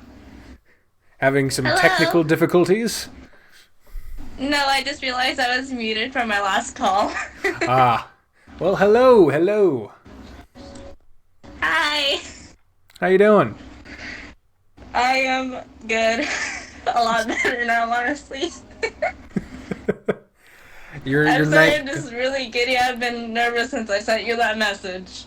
It's all good. Like, it's something I've had to learn plenty of times before, whether someone is someone you like, it's a person you like, a person you dislike, a person you idolize, a person you despise. It is still a person underneath it all. So it's yes, fine. I'm trying to keep my voice from cracking or going crazy. It happens to me all the time. I mean, shit. All I do on YouTube is talk. I've fucked up plenty of times. Believe me, I mess up talking every day, even in messages. Oh yeah. How is your quarantine going? Oh, I'm homeschooled, so I just mostly stay at home all day, so it's not really much of a problem for me. Nice. And that's the thing is not every person has been impacted so severely as everyone else. Yeah. So at least you've not had your lifestyle too uprooted, given the current circumstances. So how are you doing today? I'm doing okay. Had a really nice dinner. Had to go to the store earlier, so ups and downs. Ooh, what'd you have for dinner? Steak and potatoes. Steak and mashed potatoes. Oh, that's better than what I had. I just had a frozen burger. Hey, frozen burgers. I grew up on frozen food, man. People. I mean, frozen food is good, but not for just dinner. That's Yeah, all I really had today. It's not the best, but it's better than nothing. Better than nothing. I was honestly so nervous to call you because I was like, oh my fucking god, don't screw this up. It's fine. I've been watching for months, and I love your channel so much, and I've just been sticking to it as much as I could because I wanted to support you because you were one of my favorite people. Aw, thanks. I watch your channel almost daily, looking through a lot of your videos. Well, thank you. I hope... Honestly, I kind of feel like a stalker. That is something. I remember, what the fuck was his name? I think it's Charlie McDonnell. Like, he used to have a channel called Charlie Is So Cool Like back in the day. You familiar? I've never heard that. Nah. Back when YouTube was dominated by talking heads. But yeah, it was, they came up with, they had a song, basically from the perspective of someone who really enjoyed someone's YouTube channel, and they sent them a message and they never responded, and it was actually kind of sad. It's called Time to Reply. It was someone slowly realizing that you can know a lot about an online personality, but if you never actually talk to them or get to know them, it really is just sort of an about thing. And that's the first time I really learned of the difference between the two. Mm-hmm. But yeah, thanks for thanks for watching so much. I hope you watch it with headphones on. I can't imagine. Oh, I usually do. You just kind of caught me off guard with the call. I went, oh shit, because it's like 10:30 p.m. here, and most everyone is asleep. So I literally yelled, "Oh shit!" Because I said, "Can I call?" And then just suddenly a call. I'm like, "Oh shit! Don't fuck this up." Oh, sorry. I keep forgetting that there's a delay in the stream, because even on the stream I was like, oh hey, yeah, sure, I could call. Sorry about the noise in the background. That's your stream right now. I was watching it, so I took the headphones out and plugged them into my phone. Because your voice suddenly boomed throughout my house. Oh goodness. Yep. Don't want that. Oh my god, I am trying not to squeal. It's fine. That's what I usually am. Yeah. Getting excited over stuff. I've never understood the stigma against people getting excited for stuff. People always like, oh, I have to contain it, or I have to be calm. Like, it can... I was trying to, but I couldn't. Yeah, I mean, I'm a nervous, anxious barrel of monkeys. I don't know. That's not the right phrase, but yeah, same here though. Same here. Yeah, we all are. Yeah, so it's like at some point you have to look at your enjoyment and be like, I enjoy this thing. Why should I? What is making me feel like I have to contain that excitement? Is it because some other people will view you as weird for it, but Exactly. I don't really contain it. My friends support me in the weirdness that I am, and I'm happy with that. That's fantastic. Like, yeah, usually it's other people trying to make you feel bad about stuff you like, which makes no fucking sense. Heck, I mean, my friend James doesn't like furries much, but he's okay with me being a furry. He says I'm weird for it, but he likes weird. That's awesome. I'm glad you have friends that are, accepting. I mean, I just had that whole story about my abusive first boyfriend, so I'm glad that, I mean, I've had an abusive boyfriend as well. Yeah, unfortunately, a lot of people have. It's a scourge. But the fact that I think it was around 13 when it happened. Hey, yeah, similar ages. That's a rough time. That's a rough time to be alive. You're trying to figure yourself out, trying to figure all these other things out. It's Yeah. Yeah, it's the whole thing with being homeschooled is that I don't interact with people very often. True, So yeah. I usually do online dating. Ah. I've been with my current boyfriend for almost a year. July 10th. Hey. Congratulations. Thank you. One of my closest friends was homeschooled right up until high school, and he didn't break out of his shell for like years.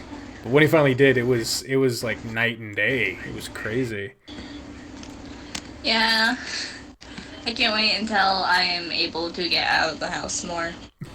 Yeah, But hell of a I time for that I'm gonna to be happen. honest, I have helicopter parents, so I can't really go many places. In fact, I have to carry a knife with me. Like, I have it right here. Oh my. Yep. I'm not familiar with the term helicopter parents, but I can imagine it basically means overprotective, hovering over your shoulder. Yes, very. I have many knives that I need to carry around with me because I am 4'11", and Oh. I've stopped growing.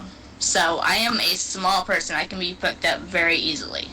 Oh my. So I have a knife to keep me safe. That is to be on me at all times if I'm away from my parents. Goodness. Well, I guess Yeah. better safe than sorry. I mean, I keep a knife in my car and in my purse too, and I'm fucking 6'3". You know, Hey, you can... Anyone can either be hurt or kidnapped, so... yeah, a Better be gun safe. does not discriminate. You know. Mm-hmm. Well, here's hoping it never comes to that, but I guess better be prepared. Believe me, I don't think it will because I'm usually in the house. Unless something goes terribly wrong, it shouldn't be a problem. Hey, I mean, I have a sword. Yeah. Like, I have it in my chair. Like, Yeah. it's a sword that my uncle got me for my birthday. Yeah, Bree can attest. I've got knives and shit all around me too.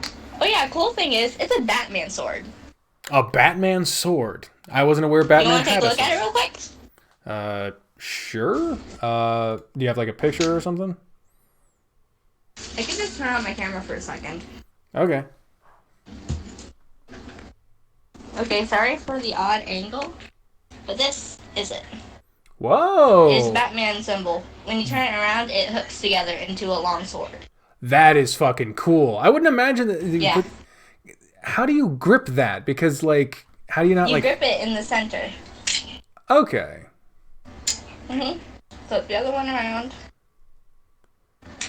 And then it hooks together. That's pretty cool. I wouldn't have thought to put a batarang as the Yep. hilt. That's Yeah, fucking cool. my uncle got it made, and he didn't want to sell it, so he gave it to me. Oh, so it's custom made. Then there's my punch knife. I have a double-sided dragon blade. 2 dragon blades that you can hold with a large handle that like saw blades. Damn. Yeah, I've gotten really into swords and stuff since my uncle. So he caused this. Blame him. I keep a fish scaling knife in my car. Kind of boring compared to all your cool shit, but you know, it works. I have a bunch of my knives in my purse. I just don't know where my purse is currently. Oh wait, there it is. It's under my desk. Oof. Hold on, let me set the phone down. Sounds good. Sorry for the awful ceiling. Awful. What the fuck happened to your ceiling? Oh, we had something that's called popcorn ceiling. My uncle had to take it all off. This is gonna be painted, but he hasn't done it yet. Ah, yeah. So, this is the first one. It's a little flip knife. Nice. Then I have my wooden one. Oh. I don't know where my dragon one is currently. It should have been on my desk, but I don't know where that thing went. That thing kind of just yeeted itself out of existence. Ugh, word. That's one of the worst things to lose. A knife. It's right up there with a pet's turd. Like, I know there's poop around here somewhere, but I don't like the fact that I don't know where it is. Oh yeah, that's the same thing with my cat Haggy. She gets loose everywhere. Ugh. She gets loose everywhere. That's goodness. Yeah, she's kind of an inside-outside cat. She kind of goes in between. Oh, okay. But if you have seen any of my stuff on my desk, you'd guess I am Wiccan, so Oh, I do nice. pagan shit. Very nice. Like spell jars, energy work, My whole bunch of doppelganger's big into that as well. and then there is my Deadpool plush. Very nice. I stick jewelry that I find around the house to him. Very cool. Yep. That is my altar you were looking at. This thing's kind of makeshift currently. Hey. Like some dude Oh, go ahead. at my grandma's, I met him the first day. He gave me a bunch of dragon shit. My entire family has some of it. My uncle, my sisters, my parents, even my cousin. They have a bunch of them. See, it's stuck in the thing on my desk. There we go. It is a little dragon statue. Don't mind the yoo-hoo on there. I've never gotten used to canned yoo-hoo. Yeah, That's a cool neither statue. have I. And then there's the bottled one, which Bottled freaks me out more. Yes, I'm used to the little juice box one. I've always been partial to Nesquik myself. I don't know. Mm-hmm. I don't know. Still though, So that I is have cool. I have a bunch of dragon stuff. Don't mind my selenite stick. It's a little glass dragon. Nice. I have a bunch of dragons on my desk, like all over the place. My brother I'm not showing you gave. the rest of my room because it's all a mess currently. I feel you there. My office is much the same. My brother gave me a like a water, one of those. It's not a. I don't want to call it a water fountain because that's not what you call that. But it's like a water statue, and it's like a dragon, and it's kind of fucking hard to describe. But I don't want to go up and fucking get it. So it's a cool dragon thing. Be impressed. Oh, trust me, that's how I am with my cool stuff. I'm like, look, it is cool. Appreciate it, please. Yeah, that's kind of me. Well, cool, man. Thanks for showing. No problem. I'm just happy that you actually wanted to call me because I was terrified.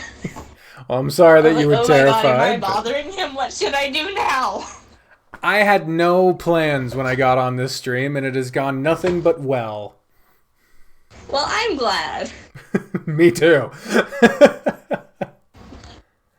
Oh shit, you got a Okay, light up rainbow keyboard? That's nice. Oh yeah, I do. I can even make the thing glow. See? That's fucking cool. Yeah, my mom got it for me as a surprise.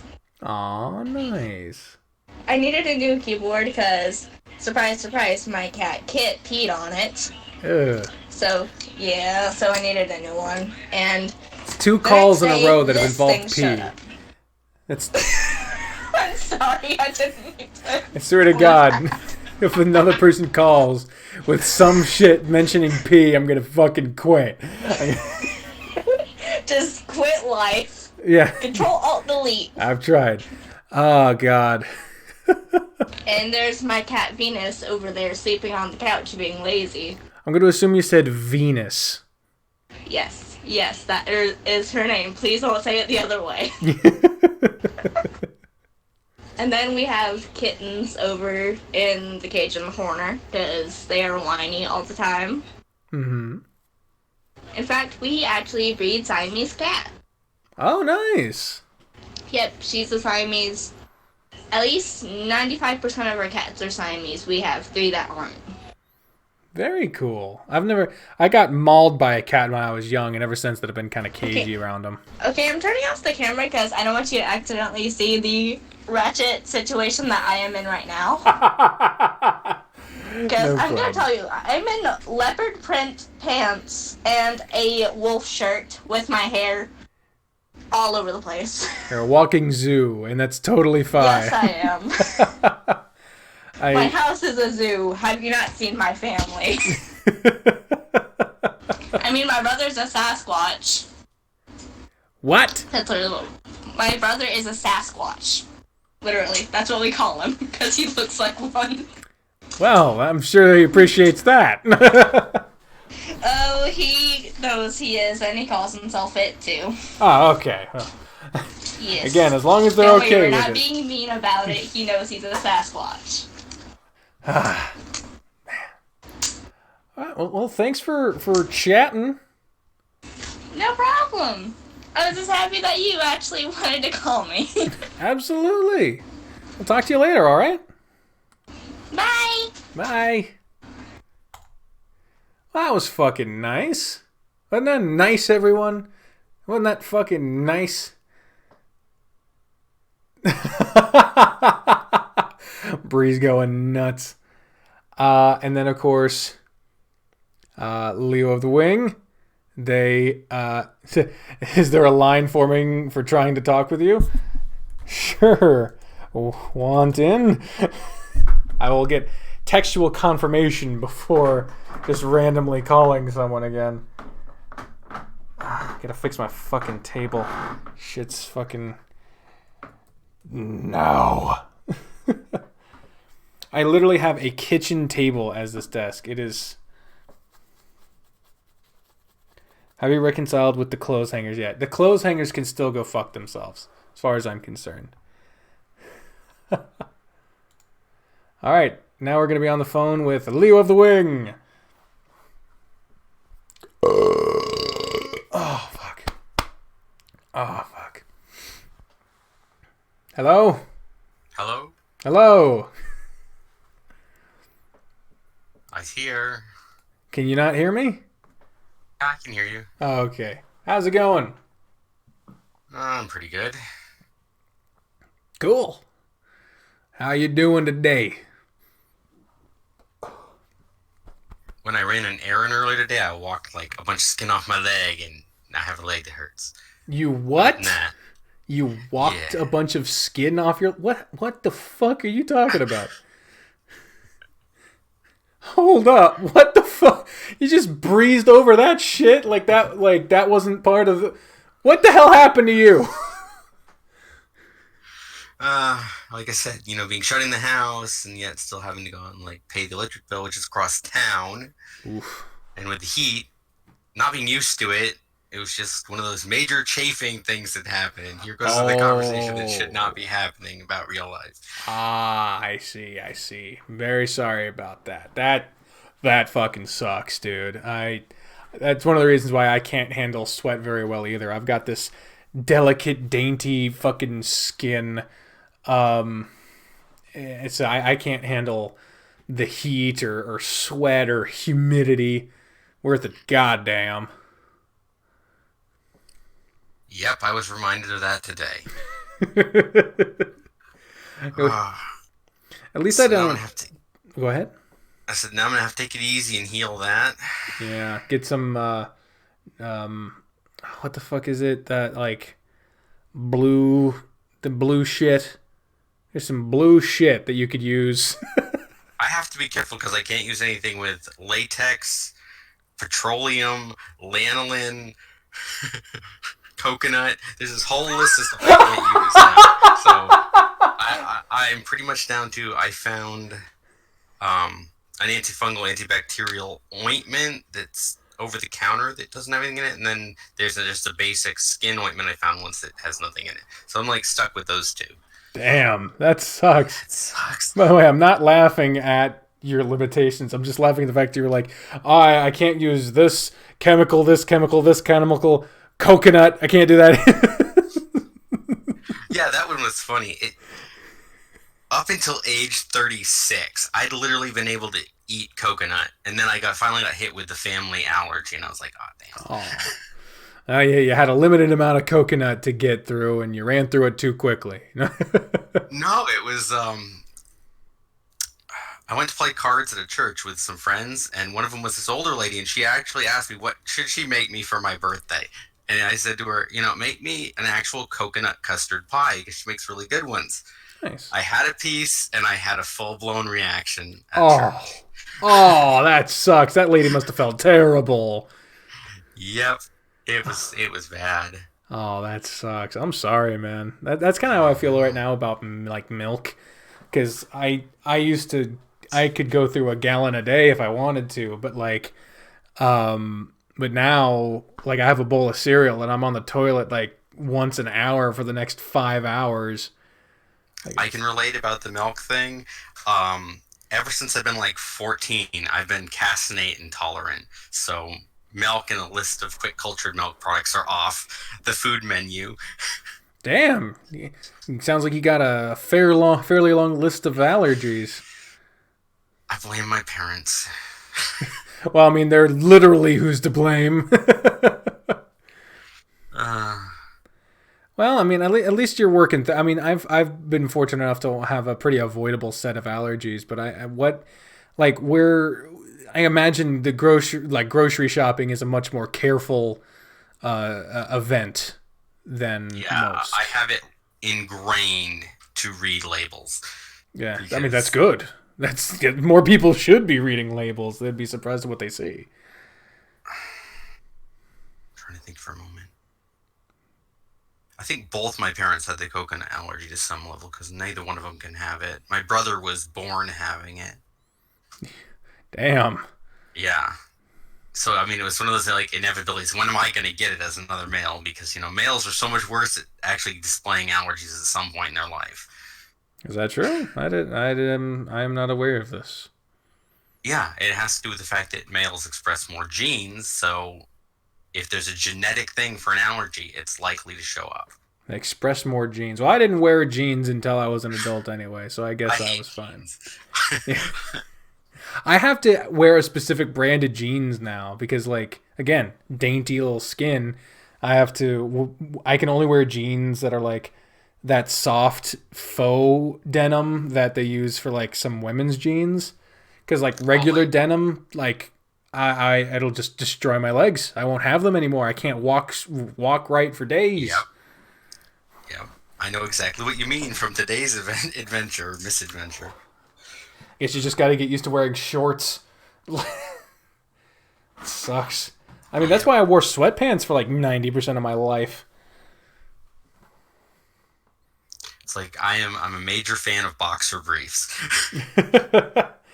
Oh God, I am pretty much just a boxers guy. I can't stand underwear being too clingy. I can't. Well, of course, I'm heftier than the average fella, so clingy stuff also tends to mean less blood flow. That makes sense. Until I found boxer briefs, I was definitely for boxers. And then it's like, no, I still didn't like how much they bunched. And then finding out about just the right size boxer briefs was like, yeah, that's great. Oh yeah, finding the pair of underwear that fits perfectly. It's like when you have like the best sandwich. Like the best sandwich. Like you bite into it and you're like, oh my God, this fucking sandwich. Like that. Yeah, it's like that. I'm perfect at analogies. Great. Underwear is like sandwiches. Does anyone not get that? No. My mind went somewhere else with this sandwich statement for a minute, but okay. I lost him on sandwiches. He was totally with me during the underwear discussion, but I lost him on sandwiches. Where the fuck are your priorities at? Well, being allergic to pork, that jumps right to verbs. So sandwich. Oh, yes. Yes. Allergic to pork too, huh? Yep. That came along with the milk allergy at 14. Is pork and milk related that much, or was it just a coincidence? Coincidence. Okay. I was like, I don't know of a link between pork and milk. It's funny for having met with a whole bunch of different, like,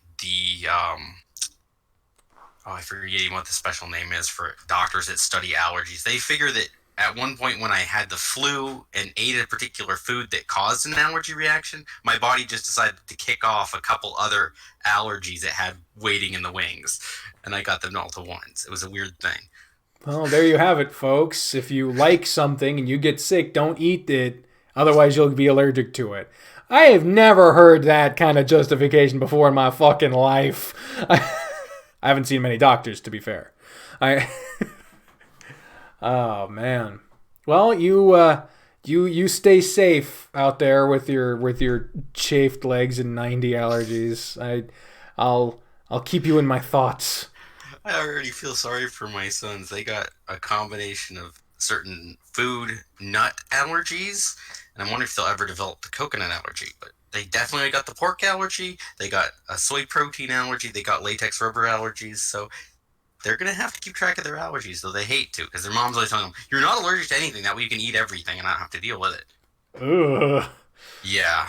Ooh. My ex is crazy. I think the last kind of trait that someone with your particular set of limitations should be with is someone who denies the efficacy of an allergy. I mean, you have like all of them. Well, her thing is she knows she has the soy protein allergy. In fact, that's where the kids got it so bad. And yet she denies it, so she'll push it on with herself, and she's put herself in the hospital a few times about it. And she put herself and the kids in the hospital about it a few times. I'm like, stop. Jesus. Well, good luck with that. 40 years old, you got to start acting your age and take care of yourself. Jesus, I feel like I'm about an episode of Jerry Springer's about to fucking break out here. Good Lord. It could. I won't let it. Well, good luck with that. Yeah. Thanks for calling. Yeah, it was fun finally getting a real chance to talk with you, though I'm sure that was another rambling mess. I'm still going to watch this stream. Bye for now, Decker. Yeah. Bye, everybody. At least you didn't mention P. We broke the streak. I could mention the Sasquatch thing. That's my brother. It's the 19.5-inch trigger pull on a gun. Dude, no. He's almost 7 foot tall. It's crazy. Jesus, fuck! I know. I remember having to shop on we had to buy my brother's cleats online because he exceeded all in-store sizes. He wears a size 19 shoe or some shit. Same. If my brother doesn't specifically go to a big and tall store, he can't find his shoes and he has to order them online. It's crazy. He's got canoe shoes. Me, I'm like a 7.5 double wide if I can find it, or an 8 wide for my little feet. Same thing. I was 5'2" until I was 32 years old, and then suddenly I gained another 2 inches. I'm like, yay, I'm almost 5'5". Well. Yeah, I know. Your Crazy family stuff. pictures must be fucking interesting camera work to make all y'all line up. I think the photographer usually just had my brother sit down in a chair between some people. Look like when all the dwarves came to visit Bilbo, and then there's Gandalf in the background. Well, my parents were all right. My older sister, she barely broke 5 foot. My younger sister's taller than me, and then my older brother, which was in between me and my older sister, he's the one that's just right up there. Well, at what point in your parents' marriage your mom had an affair with a Sasquatch. Not to speak. No, the funny thing is aside from the height differential, my older sister and my older brother looked a lot like my father. It's me and my younger sister that look like my grandfather. But I don't think anything there. Well, best of luck with your allergies and leg situation, and I'll talk to you later. All right? Yips. See ya. Bye. Bye. Well, a lot of interesting conversations happening today. At least the third one didn't involve pee. That's the good part. That was all good. What am I talking about? I appreciated the lack of pee. I could say that much. I can't do. I don't like toilet humor. I don't think it's ew, it's immature. It's just too gross for me. I remember when we had a cat growing up. I've only ever had one cat in my life, and I could never change their litter box. And it wasn't just me, kid, trying to get out of doing my chores. It was just I couldn't get near it. I just couldn't fucking deal with the smell. I just can't fucking do it. And even now, it's okay, Purple Dragon Studios. even now, Bri has to scoop all the poop out of the yard because I can't fucking ugh. Stop mentioning the P word. Only then will we get past it. Calling it the P word is kind of redundant because it's P. Oh fuck. It's actually kind of nice about this. One of the many nice things I should say about this foam green screen wall. It's sound foam, but it's also nice to just lean my head on. It's like a little cushion. Thank God no one mentioned P. Talks about P for 10 minutes. Fuck off, Bri. Oh God. Well, we have been on the stream for a good couple of hours. It's almost 10 o'clock now.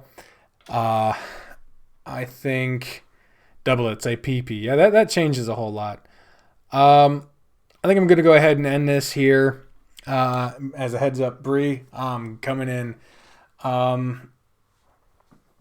after once this closes down. It's been very fun talking to you all. Thank you all very much for being here and chatting with me and listening to my story. Oh, fuck. I don't know if I took my fucking pill today. I think I didn't. Might have to do that. Goodness. But anyway, until the next stream, everyone, tomorrow's video, for all those who are here, let me give you a preview, I guess. Well, not a preview, but just let you know. Tomorrow's video is episode 9 of Katawa Shoujo. Yeah, Keeper. Next time, next stream, you could totally call in.